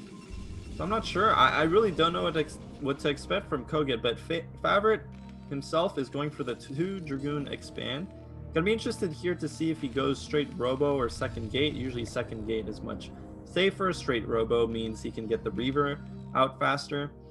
And yeah, I mean, it doesn't look like kogeT is getting a starport. Yeah, it doesn't look like kogeT will get the starport or go into a fast factory, so it is probably going to be the upgrade style again. We did see 4-minute Robo for Favorit. This bunker might die. Like, there's 2 goons and there's only 1 repairing, so that's going to be a dead bunker maybe, but because that goon took so many tank hits, there's no threat of getting busted. If Favorit had followed up with an instant second gate, kogeT may have been in a bit of trouble, but because that's not the case, not going to really take much damage here. And as you were saying, a lot of Korean players will be playing that 3-2 style. Now, I talk with, you and our toasters often about optimal play. If you can play that style where you can get to 3-2 and not die, sure, that's probably the best style you can play. But you give up a bit of map control at that point. Yeah. It's super hard to play because a lot of your mineral income is delayed. Like, you're staying on 1 fact for a long time. So we may see that from kogeT. I see second fact coming in. I don't think we saw armory anywhere. So this looks like it's just going to be the 3-tank rallied Vulture attack. Yeah, it looks like it. I mean, this is a really good attack actually against Reavers too. First of all, I want to just point out, I like how kogeT let his bunker die there. It makes a lot of sense. That tank got so much damage onto the Dragoon that it really didn't matter. Instead of just repairing the bunker back to health, like back to full, he just rebuilt the bunker, which is probably the same amount of resources, if not less. So really smart play there from kogeT, not panicking about his bunker dying and letting it die there. But it looks like, he's going to go for a 2-factory push here, which is actually really strong against Reavers, because, and especially this really fast Reaver, because look, he's going to have 4 tanks and a couple Marines, but okay, it doesn't look like he's pushing, he's just building turrets. It's hard to say. I like pushing here, because you're going to have 4 tanks against 3 Dragoons. You're going to have 4 tanks, you could go up to 4 Marines, and rallied Vultures with mines and speed against 3 Dragoons and a Reaver. But looks like kogeT is just going to use that second factory, kind of boost his production. He's making a lot of tanks, dude. Is this going to be another 2-base push? It looks like this could be another 2-base push. He probably saw the games versus Croc and he thought, tank a very good unit. Maybe if I just build more of them, I'll win the game. So it looks like he's taking a play out of Pryoc's book. Now, this is one of the things about Sylphid is you can sneak along the edges, but the turret timing is actually pretty decent, going to deal a decent amount of damage. Now, remember, there's no armory. So, okay, but he's got to avoid the turrets, but he has speed now. Tank already, I think he's stuck now. Where does he go? Marines are coming. There's turrets everywhere. Luckily for him, he has speed, so he can, well, can he exit? He can't really because there's a turret at the bottom. So he kind of just has to sit here. This is terrible, Nayokin. And look, our answers, our questions got answered, not our answers got questioned, but kogeT is going for that 5-factory push. so interesting. Usually 5 factories, you do like to see, I personally like to see that after Rex expanding with that income that you get from just having such a fast expansion, but he's actually just going to go and do it off of 1 factory. Now he has to make a lot of turrets, and this is a bit delayed here. He has so many tanks. Usually you want to just be going by now, but just now he's going to start vulture production. And the thing is, Favorit, 1 shuttle and 1 Reaver, it's not going to help him defend. Like, this Reaver is just basically dead. Yeah, this Reaver can't help during any push. This is a turret ring everywhere. So really, he's relying on 3-gate production to stop a 5-fact. And I don't know if actually Favorit saw that it was 5-fact follow-up, or if they had started after the shuttle has exited. Because if you look at his response is to put down another Nexus, and he only has 3 gates. There's no Citadel either. Well, he's going to get a tank for free, which is nice. But 3-gate versus 5-gate, generally, or 3-gate versus 5-fact, generally, as Protoss, you need something like at least 7 or 8-gate to stop a 5-fact timing. Yeah, I mean, you definitely need more, but look, kogeT is taking a long time here. He could have just A-moved there with the vultures, or waited a couple of minutes, or a minute or two, to get more vultures. But suddenly, look, it's not that many tanks. He bled a couple tanks. Favorit has a lot of dragoons, and I don't know, man. I feel like kogeT is slowly losing his timing. I mean, obviously he still has 5 factories, as you said, against Favorit's 3 gateways. So yeah, look, he's gonna just wait for another couple production rounds, which makes a lot of sense. And now, still being a bit undecisive. kogeT, he's very strong TVP, but very okay. Oh my god, that's so many SCVs going down. So kogeT's economy is in tatters, and that shuttle and Reaver that we were talking about, how it's not going to contribute at all to the game, completely smashes kogeT's economy. Now, usually with these 5 factories, you actually cut a lot of SCVs, but because of this being so late, I'm assuming kogeT kept making SCVs, so his worker count is probably decent enough to keep continue making units off of 5 factories. But that's terrible for him. He definitely has to do a lot of game-ending damage here with this push. He's getting into a prime position, and Favorit is just going for a counterattack. It's going to base trade, but I don't think that this is the answer. This is an unstoppable Terran army. Look at Protoss just trying suicide through all the mines. He actually clears most of them out, and now he's going to clear out these vultures too. There's no tanks here, and because he lost a lot of SCVs, the econ is not that good. So it comes down to who has the better standing army. If there was a Templar archive with DTs, I would actually still like Favorit's position, but because there's no DTs, there's no real threat to this army. There's so many tanks that I think if kogeT just starts lifting off, he's okay. But Favorit still has that 3rd Nexus up and running. Yeah, Favorit could have just... he's taking so much time getting into kogeT's base, and now kogeT actually gets to just keep his choke, which is super important. Favorit just lost so much time killing that Rax with the Dragoons instead of just running them by after he cleared all the mines. He should have been on top of the factories way before these units made, and now because kogeT actually gets to keep his main, this is literally unlosable territory for Terran. Like, he's basically killing all the Protoss units. A lot of Zealots come out though, so they're gonna trade a bit with these Terran units, but kogeT gets to essentially completely destroy Favorit's main base. Meanwhile, Favorit is running back with a bunch of Dragoons, but look, they have to funnel through this choke, and this choke is so tiny with the egg still up that there's just no way, and Favorit GG's. Yeah, GG, well played coming out of Favorit. So a base trade scenario backfiring on Favorit. He was able to wipe out the command center, but nothing to really stop the tank, the massive tank army that kogeT had, just like he had in game 1. So he's going to move on, and that's going to set us up for a TVT between kogeT and Ultra. And when you think about good South American players, everybody always comes up with Dandy and Terror, but Ultra has surprisingly very strong TVT. So if there's anyone that can actually take out kogeT, I actually think Ultra has a very good shot, especially in the TVT matchup. Yeah, I mean, Ultra is up there basically with, well, I mean, I think he's a bit below Dandy and Terra's level. Maybe he's actually better than Dandy right now, because Dandy doesn't, I know Dandy doesn't really play that much, but, or at least he hasn't been playing that much. Maybe he's practicing a lot now, but Ultra is definitely up there in terms of South American Terran players. And I haven't seen his TVT, but it's going to be exciting to see kogeT versus, it's actually going to be exciting to see a TVT. I think that's going to be our first TVT of the tournament. Have we seen a PvP yet?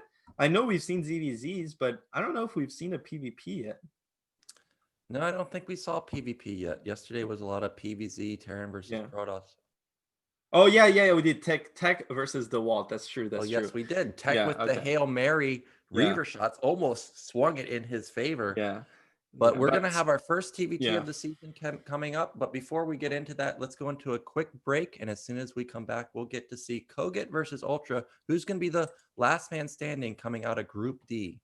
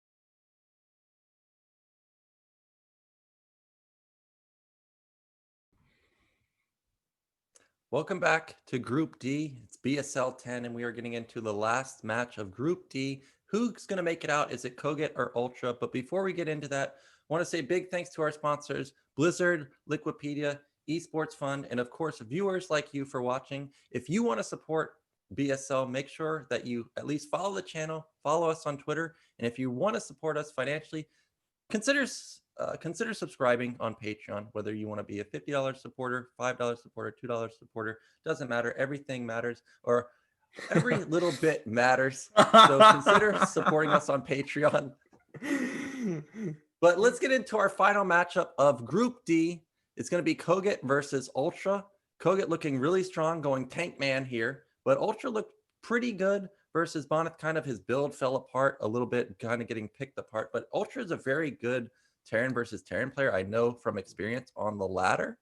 So I think there's not, I don't think it's just like, okay, guaranteed kogeT is going to walk through Ultra, despite kogeT having a lot more success in BSL. Ultra is very good, especially in TVT. Yeah, I think that's fair, but at the same time, we can't hide it. Like kogeT is a heavy favorite in this matchup, so I wouldn't be surprised. I'm excited. I can't wait to get into this game because I don't know how Ultra plays TVT, and he's been playing some decent. I mean, the first game for sure was really good. I think Bonyth. I mean, Bonyth made kogeT look like Ultra. Also like he just completely smacked kogeT, and everyone knows kogeT's skill level is really high, so. The fact that Ultra, I mean, he also almost defended. It wasn't a terrible defense against basically a build that's extremely hard to stop. So I'm hopeful that Ultra might be able to put up a really strong fight against kogeT. But this first map, Optimizer TVT, I feel like Nyokin's probably in heaven right now. Yeah, Optimizer TVT. I don't think I've actually seen a Terran versus Terran on Optimizer. So it's going to be interesting to me to see what players like Ultra or kogeT end up coming up with. So let's get into our first match. It's going to be the final best of 3 series. Whoever wins this is going to be advancing along with Bonyth. It's kogeT versus Ultra Optimizer.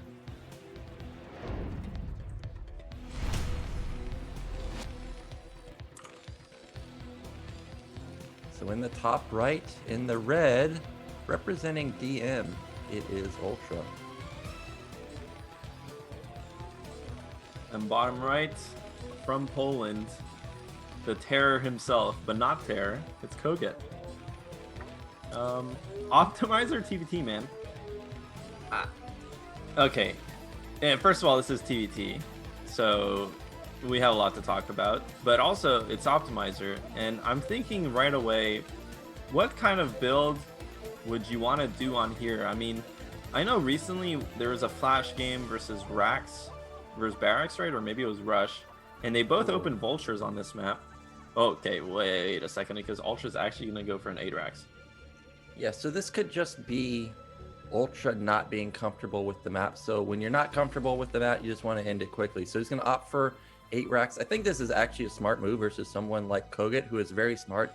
He for sure, even if he had never played Optimizer at all, would definitely be able to use the resources efficiently, taking advantage of the triple gas. So I think Ultra probably just wants to end it quickly versus someone like kogeT. So I really do love this. Now, I don't know what your experience is versus kogeT, but my experience versus kogeT is sometimes he gets a little too greedy, and this could actually be a 14 command center from him.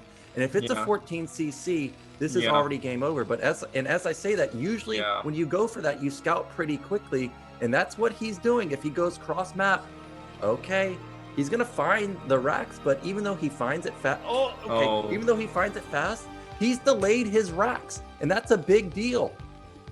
Yeah, it is a big deal, but look, he can just put down Rax and gas at the same time, and I think Crisis is averted. I mean, Ultra is definitely going to have some time here to rally Marines and get into kogeT's space. But yeah, I mean, I played kogeT in the last chance tournament, and he went for 14 command center twice against me. Now, this game, he was going to do the same, so I wonder if maybe Ultra saw those games, but actually kogeT, very smart, scouts the middle of the map, which is, the thing is with this proxy in the middle of the map, it's really smart. I mean, it's kind of the standard proxy location, but I think the 5-head proxy location is going to the bottom side of the map, because that's very unlikely to be scouted in between the 2 bases. And as I say this, kogeT's micro is pretty nuts. He might actually, if he kills both these Marines with SCVs, that would be hilarious. And it looks like he might get at least 1 Marine. 1 SCV goes down, but that second Marine is probably injured enough to die to that SCV. Oh my god, it only has 10 health, which is huge, because now, obviously it's not going to be that strong in attacking. And look, the thing is, kogeT did lose 2 SCVs, so I feel like Ultra already did the damage. They're even in supply. I think Ultra's probably, but, he's behind 1 SCV. But that was really good for Ultra, killing 2 SCVs like that. Yeah, it was not bad, but he's got to be careful to not lose these Marines. Almost manages to pick off that weakened Marine. Look at that moving shot with the SCV. That's not something you see every day, especially with an SCV. But that's 3 Marines that just get wiped out by 1 Marine and 2 SCVs. And now Ultra's in big time trouble. The factory's on time, but he is down an SCV. But to be fair, kogeT did have to pull multiple SCVs, so the econ is actually pretty decent for both players. It's not like, or pretty even for both players. So I don't actually think, despite losing that many Marines, Ultra is that far behind. But kogeT, you can see in the resources, he's got enough to put down the command center, whereas Ultra does not. Yeah, a bit of a miss micro there from Ultra for sure, because I think he had those 3 Marines. If he just pulled back and focus fired SCVs one at a time, focus fired whatever, he kind of got out of position, he would have killed another SCV. And if he got another SCV kill there, I think they would have been even on SCVs. I still think kogeT has probably 1 SCV advantage. But I think they're pretty much even at this point. Yeah, as you pointed out, kogeT already starting his command center, which is unfortunate. But the thing is, when builds like this happen, right? Someone goes 8 Rax, someone basically abandons their 14 command center or 13 command center and goes for something like a late Rax. You don't see situations like this where they actually trade evenly. So it's surprising, like usually 1 person gets a massive advantage. So But in this case, it's actually going to be quite even, though kogeT clearly has a bit more tempo on his build than Ultra does. And because of that, I mean, this point, we're really going to see this one Vulture, though, because kogeT actually went for the add-on first, so the Vulture is going to be able to get in here, get the scout that it's a command center, kill the SCV, so delay it, get inside the main. Now, the tank's going to kill it, but this is huge for Ultra because he gets to see that kogeT is actually expanding. Meanwhile, kogeT does not know what Ultra is doing, but, you know, kogeT, I feel like he probably thinks he's so far ahead in terms of the builds that he can afford to play blindly, and he's just going to rally the tank to Ultra's base. Yeah, so tank rally coming for kogeT. I think that's a starport. Yeah, starport coming in for Ultra. And Ultra with his racks got to see everything, so he knows exactly what kogeT's doing. Tank count is going to be matching, so kogeT's going to have to turn around for now. A lot of times, if Terran had opted for 2 Vultures there, this one tank push could have just ended the game because it's just slowly going to keep building and building, and then you get mines in position, and then how do you actually break it? So I think that the starport follow-up is very smart because Ultra may be weary that at some point there's just going to be too many tanks for kogeT that he can't get out. Rax is giving sight for kogeT, so that's something to consider too, that potentially he's going to have vision advantage, can potentially pop some of these tanks just out of range in siege mode, so Ultra's got to be a bit careful. Now, what I was looking at for a few seconds ago was, what do you think about these spawns? You're facing kogeT, who's very smart, so you've also got to be very scared about potentially having units get pushed through those minerals. And I see something's being built. Oh no, SCV was glitched to repair the barracks in the mid-right side of the map. Yeah, I mean, these spawns are interesting. I think, you know, we'll hold that thought. kogeT's actually going to just run in here, focus fire the one tank, which is really good micro from him. Ultra, though, pulls it back out of range, pulls a couple SCVs to buffer. The thing is, kogeT cannot be allowed to just siege up outside of Ultra's base, and Ultra knows this, but look, kogeT already has mines. Siege is going to be coming behind this. If kogeT gets to siege up outside of Ultra's base, and they're basically doing mirror builds, I mean, at least Ultra's going to have a Wraith out. Okay, so crisis averted. kogeT doesn't get a contain going, and you know, on this map especially, that contain could have been really oppressive, though. Like you said, on these vertical spawns, the mid base is going to be really interesting. If one player can actually secure that base and get tanks up on that ledge, it's going to be such a massive positional advantage. So I'm interested to see if either player actually goes to play that, and like you said, maybe they can kind of, the thing is though, this Wraith isn't doing much other than killing the racks, which is important because it's going to deny vision. But kogeT is threatening to just siege outside here, and I cannot just stress how dangerous that would be for Ultra. Now, he has 2 Wraiths, though, so, you know, Goliath's coming for kogeT. I think he's just going to take the shots from the Wraiths, and he's going to get this contain going, man. Yeah, well, whenever you're in a position like this, oh no, and then that's going to be one Wraith going down. When you're in a position that Ultra is in now, you start going into panic mode because you're going to get contained. Mines are already in position. He lost Wraith. There's Goliath already out. Siege mode's going to be kicking in pretty soon. He doesn't have any vision. Oh my god! It would be different if he had a Rax here for support to get some vision. But now, kogeT's just sitting here, and I don't think there's really ever a chance for Ultra to break it. This game's over, man. That was so greedy from kogeT, just running up there with the tanks. Remember, he made those 2 Goliaths off the double add-on, so there's no way he had tank advantage. If somehow Ultra just, like, see, he can still, I mean, the thing is, yeah, Ultra did not have vision. He still had a Wraith. If Ultra had vision there, he could have just sieged in range and traded with kogeT, and then suddenly kogeT would be down tanks and this contain would have been broken. But he went for that super greedy positioning, and it's gonna pay off because look, now Ultra is basically stuck on his side of the map. This is literally unbreakable by ground. There's mines, there's tanks, there's a choke. There's no way Ultra can get past this. His only possible kind of, you know, at this point, if I'm Ultra, I mean, yeah, he's not gonna die. Look at how defensively he has to play. Ultra is going to be thinking about opening this pathway at his natural, mining out those minerals, and starting dropship production. And kogeT himself, I think, is going to be thinking about, okay, well, the same thing basically. How does Ultra get out of this position?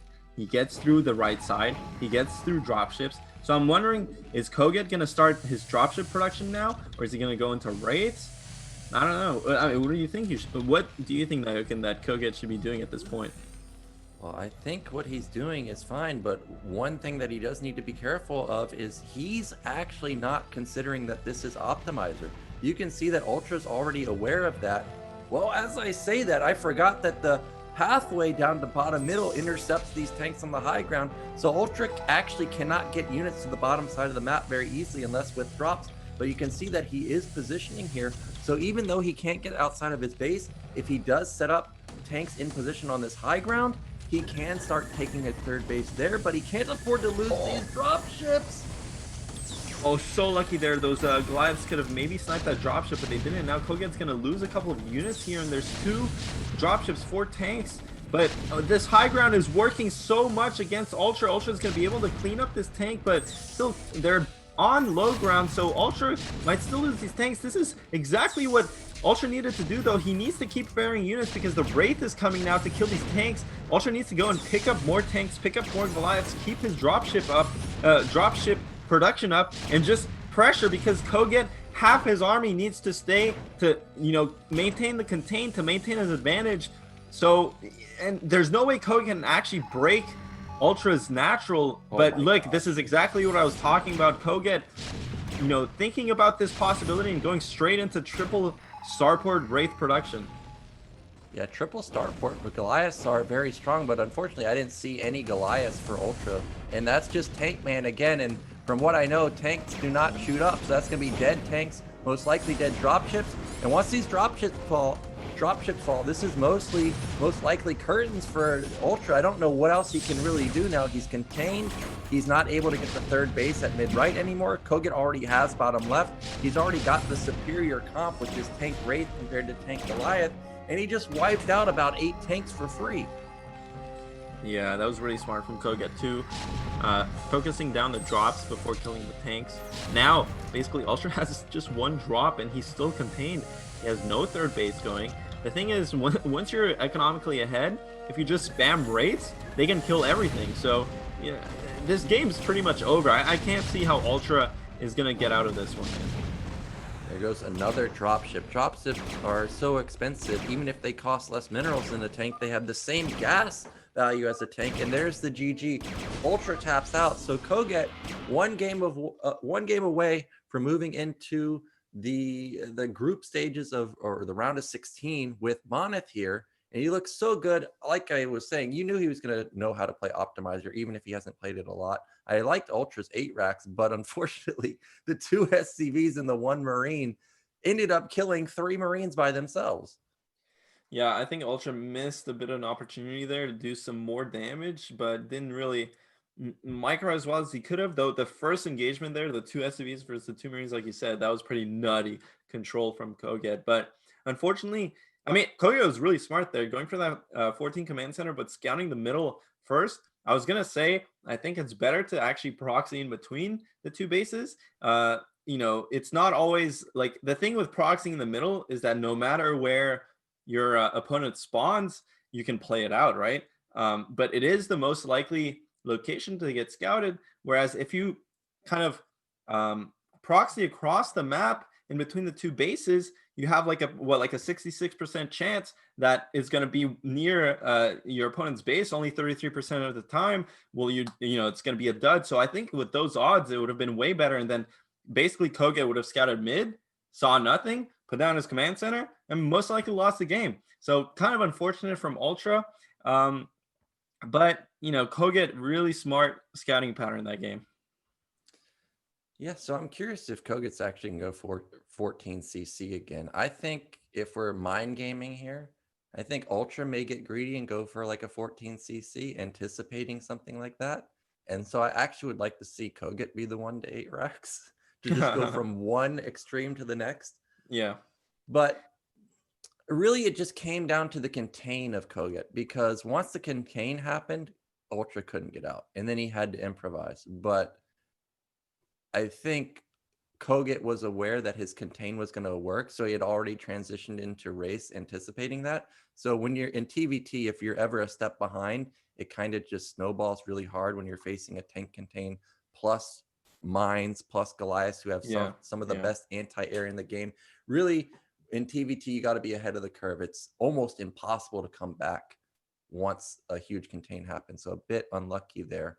But now I'm really wondering what's the map pick, because we haven't seen Benzene, we haven't seen Bubbles, we really haven't seen Polypoid, but maps like, let me think. Maps like Polypoid are big maps. You're not going to get contained easily. Sylphid is another good map. So I think he should try and pick something like that, or even Bubbles, which is basically Fighting Spirit. Consider taking that as a map pick.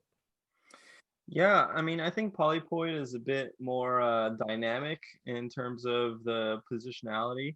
I think stuff like Sylphid, it's easy for the game to be a bit more closed, when someone gets control of the middle of the map. But at the same time, Sylphid, unlike a map like Aztec, if you remember, Aztec, once you got the middle of the map, you kind of like just dominate the whole map. But Sylphid, because it has so many random high ground expansions, then dropship play kind of has compensation on the outer edges of the map and not just the middle of the map. But it's gonna actually be Bubbles. So first time we are seeing Bubbles in BSL 10, and this map is basically Fighting Spirit. But look, there's two bridges going into your base, and the ramps at the third base are actually a bit just a bit cleaner in a sense. It's easier to get stuff up there. So you could think about this as Fighting Spirit, but a bit less clunky, a bit more accessible. And yeah, we're just going to be getting into this game right away. kogeT versus Ultra, game 2 on Bubbles.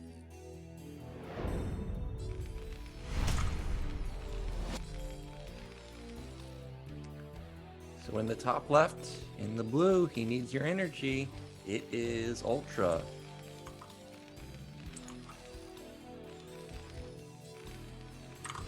In the bottom right, your Polish Terran, it is kogeT. Yeah. Yeah, so Bubbles, like I was saying, it's basically Fighting Spirit, but a bit cleaner, a bit more accessible. Now, it's TVT, so that's not going to play too much into it. I think it's more relevant, especially in a matchup like TVP. We're talking about Terran matchups. But, yeah, I don't know, Nayakan, what do you think? Like, you were mentioning, that, you know what? I hate that. I hate this game. Especially when you play a player like kogeT, right? Who shows that he's willing to go for these high variance builds, right? And you're mentioning, look, what are the mind games going to be? As soon as someone goes for, and I mean, Ultra himself went for 8 racks. So they both went 14 commands that are 8 racks. The mind games are really, really, really playing into this next game. Like, what do you think? What if one of these players just plays standard? I don't know. Like, it's so hard. Like, do you have to always go for like a random builder, like a 14 command center here? Or can you just play standard? I feel like kogeT is the kind of player that really does commit to the mind games. Oh my god, look at that. Well, this is standard. I mean, yeah. Proxy racks, but it's an 11 racks is a standard opener, and it's actually going to be a standard opener from Ultra. But I do think this is going to be, well, I thought it was going to be gasless from Ultra, but instead it is going to be a gas. So if kogeT was going for a 14 command center, Ultra would be in a bit of trouble, but he would have the advantage of setting up a contain. But in my experience versus kogeT, what he will do when he knows that you're going for something like that, he'll just build like 4 or 5 fact vultures, and vultures have a surprising amount of DPS. So Ultra not going to get punished here. kogeT generally a greedy Terran, but he does opt for 12 factory. Yeah. Now we will need to pay attention to does anyone stay on the gas? I don't anticipate it, but it is always the possibility. And I think that this proxy racks is actually a bit smart, because as I was saying, if I was kogeT going into it, I would think that Ultra might get a bit greedy here and go for 14cc, and that would just instantly shut it down. Yeah, and to be honest with you, man, like, do you really need to 8 racks to punish 14 command center? I don't think so. I think 11 racks like this. And look, I like kogeT's positioning a bit more of the racks. I mean, it is a bit closer. It's not right into the middle of the map, so it's a bit harder to spot. But this is enough to just kill a 14 command center outright. So going back to last game, Ultra going for that 8 racks, a bit more aggro. And the thing is, we did see last game that, I mean, not that it's going to have any bearing on this game, but last game, because he went A-Racks, he actually still got some damage onto kogeT. He killed a decent amount of SCVs. But in this case, yeah, like you said, it's only a forward rack, so making that one Marine, scouting all the locations except, scouting this cross spawn last, only now will he see whether it's a 14 command center or not. The racks is already lifted. But yeah, kogeT just putting down his command center. He doesn't know what Ultra is doing though, and this is where it's really important for kogeT to confirm whether or not there's a okay, he is going to see it. So never mind that. So both players going for very similar build orders. Yep, so he also sees that a Vulture is being produced. No add-on, but the question here is how many Vultures does Ultra produce? Because generally the number is 2, but it doesn't have to be. It could be 3, it could just be 1. Now he does come back and see that there is no add-on, there is no production coming either. Oh, kogeT actually bought enough time to go straight tank.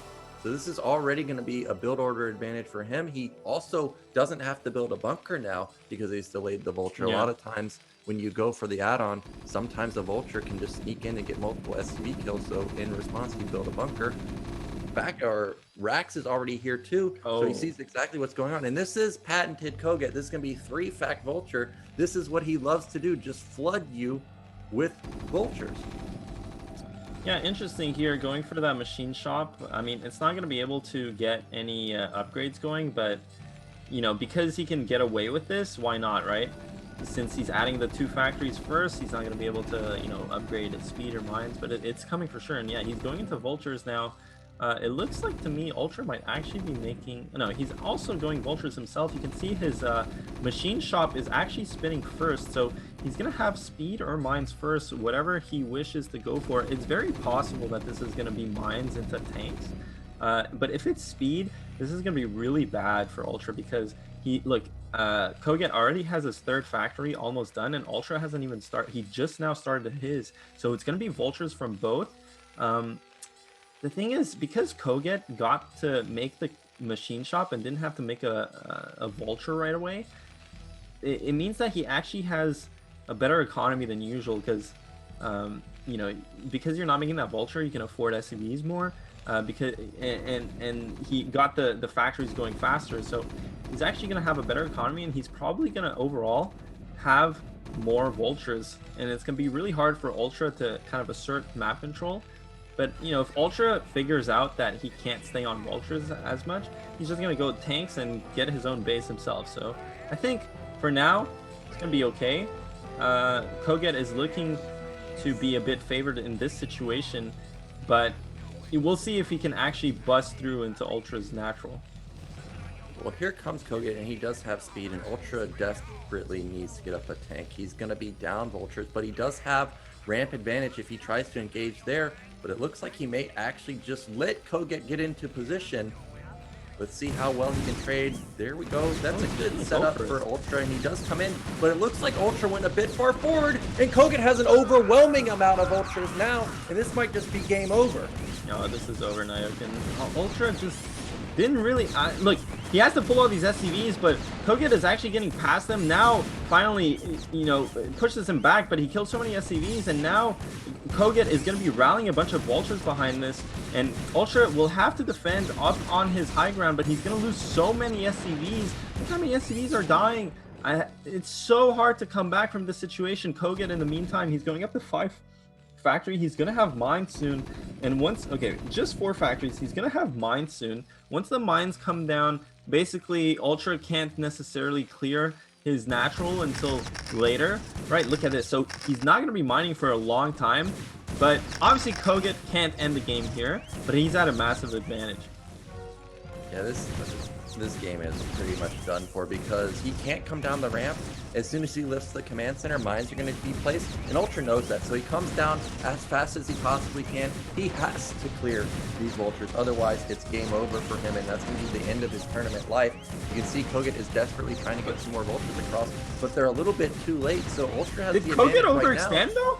I mean, Yeah, Ultra has so many Vultures, and the thing is, kogeT just lost all his Vultures. Look, Ultra has 5 factory production. Okay, kogeT has a tank coming. Now, if Ultra has mines, he can actually push through this tank easy peasy. He has so many Vultures.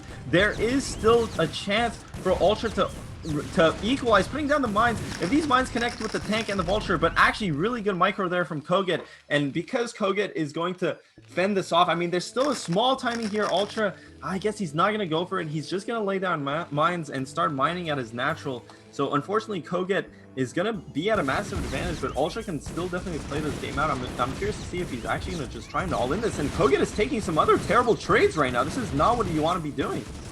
Yeah, he's trying to focus down these vultures, but in the end just loses the majority of his own vultures. And now it's 8 vultures versus 2 and 2 tanks. Remember, they still have mines. The micro is really slick. He's able to skate through somehow that Sim City and take no mine explosions. A bit lucky too, because he doesn't have a comsat to clear it. But Ultra's recovering. He's got an okay amount of SCVs down at his natural. It's not as dire a situation as it was a moment ago. If there was comsat though, Ultra would be in big trouble because kogeT could walk across the map. But for now, no comsat. He does have 5 fact production, so that's a lot of vultures, but he does need to consider building up tanks himself, because slowly kogeT is building up his own tank count.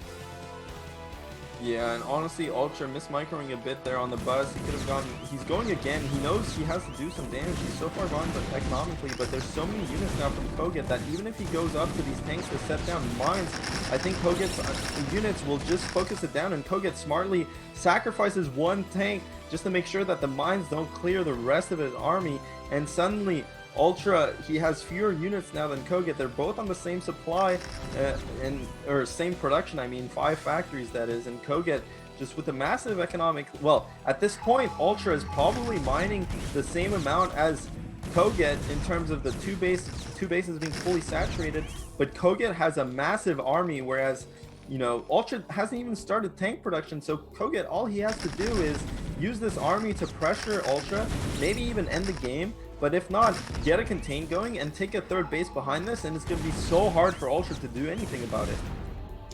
Yeah, we can see that kogeT is clearing the mines, but there aren't very many scans available, so I don't think he can actually... Oh, he just hit a big mine right there, exploded a couple of vultures and maybe 1 Goliath, but you can see that kogeT brought an SCV with him to continue to repair these Goliaths up. He knew that something like that was probably going to happen. But my main issue now is that the econ for Ultra is not that strong at his natural. He's just now taking his gas, whereas kogeT has been mining it for a long time, so he has a lot of gas available to him. He can start building a lot of tanks. But look how strong vultures are, despite facing tanks where they only deal like 20% damage. Now he's into the mineral line, but there's a counterattack at Ultra's base. Oh, no, there's not. There's just a bunch of mines and the racks. Yeah, kogeT getting a bit ahead of himself. The thing is, kogeT knows he's at a big advantage, but it is TVT.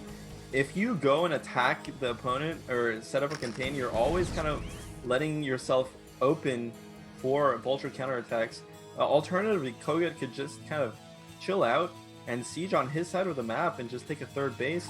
But yeah, that would mean Ultra could get back into the base, into the game. But kogeT successfully kind of defended the harassment there, and now because Ultra is not threatening any more harassment, kogeT can get into position here. And yeah, Ultra's probably not going to die to this, but he might. There's so many units from kogeT. I mean, this is high ground siege tanks, but kogeT himself has 4 tanks. This is not good from kogeT, though. He's going to lose all these tanks. All these units are going to go down, and kogeT, I know he's at an advantage. He knows he's at an advantage. Ultra knows that he's at an advantage, but he's overextending this advantage, and suddenly Ultra, the thing is, Ultra's been making SCVs this whole time, so it's not like he's economically behind anymore, and now he's ahead almost on army supply. I think, is that 83 or 7? I can't tell what the supply is in our view here, but Ultra definitely equalized this game now. Yeah, massive swing right there. You could see that while the vultures were getting into the mineral line, Ultra focus fired the tanks in the back and popped 2 of them immediately. Now, he does need to get across the bridges, because you cannot let tanks set up like this. Even though it's only 3 versus the 6 of Ultra, they can easily kill these 5 tanks. And that SCV and Vulture pulled out 1 of them. So it looks like Ultra's not going to be able to capitalize on such a big swing there. And now he's going to be starting to get contained. And unlike last game where he had the starport already made, where he had race and he had dropships, he doesn't have any of that. So it's just going to be pure ground going up against pure ground. But kogeT has superior econ. He's even got his 3rd base completed. Yeah, this 3rd base is huge from kogeT.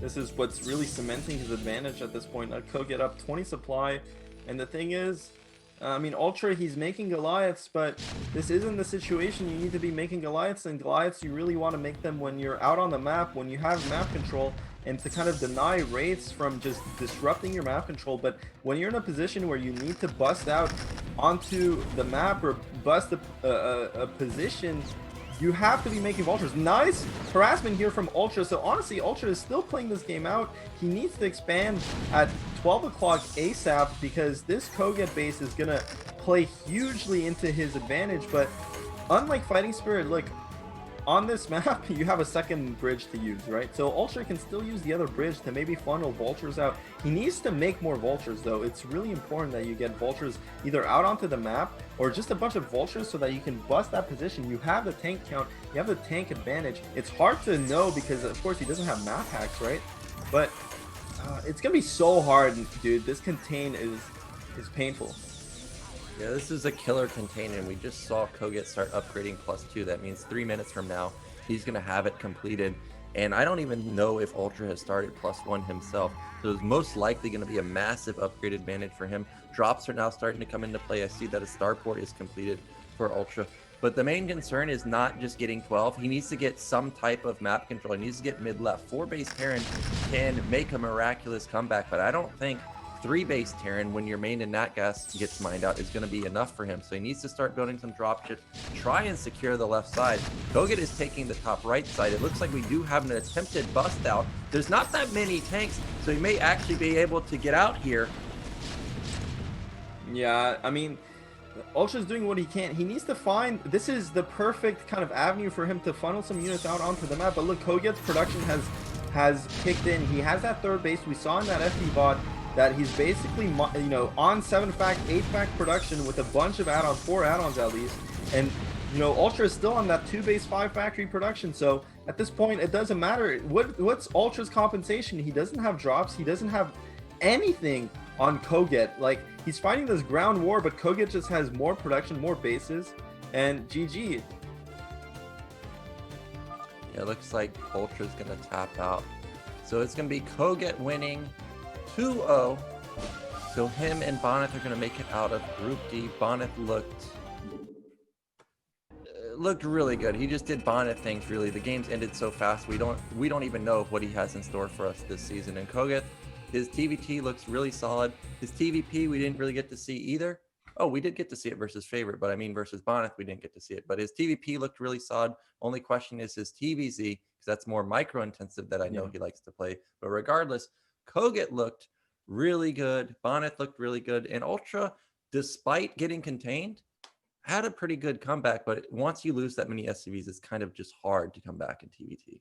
Yeah, I mean, he was so far behind, but honestly, kogeT getting a bit impatient there. I mean, Ultra was so far behind.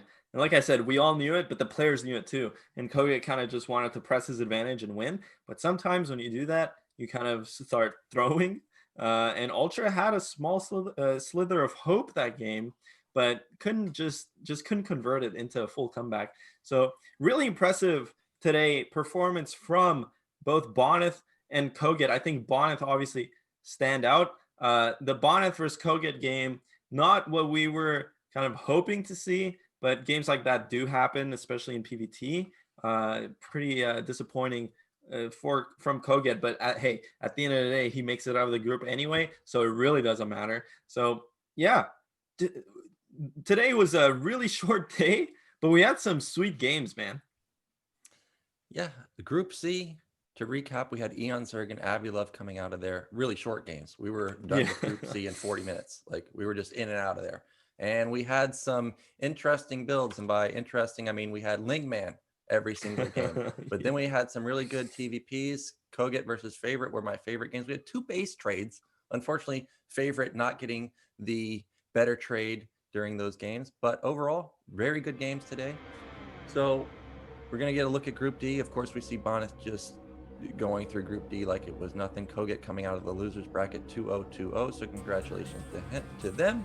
And like you said, as long as you win, you don't care how ugly the games were. Your win is a win. If I'm winning BSL and I win with the 4-pool, I'm fine with that. I still got the victory. So Yes, sir. thank you all for watching today. That's going to be it for Group C and D. Of course, we got to shout out our sponsors, Blizzard, Liquipedia, Esports Fun, and of course, all of our Patreon supporters. At the $100 tier, we have Star Lover, $50, Andre, Gruglog, and Striker. And in the $20 tier, I can't read the first one, but I got Scott Warfield, LML, Lingen Pump, and Kim Chuck. Can you identify the top name?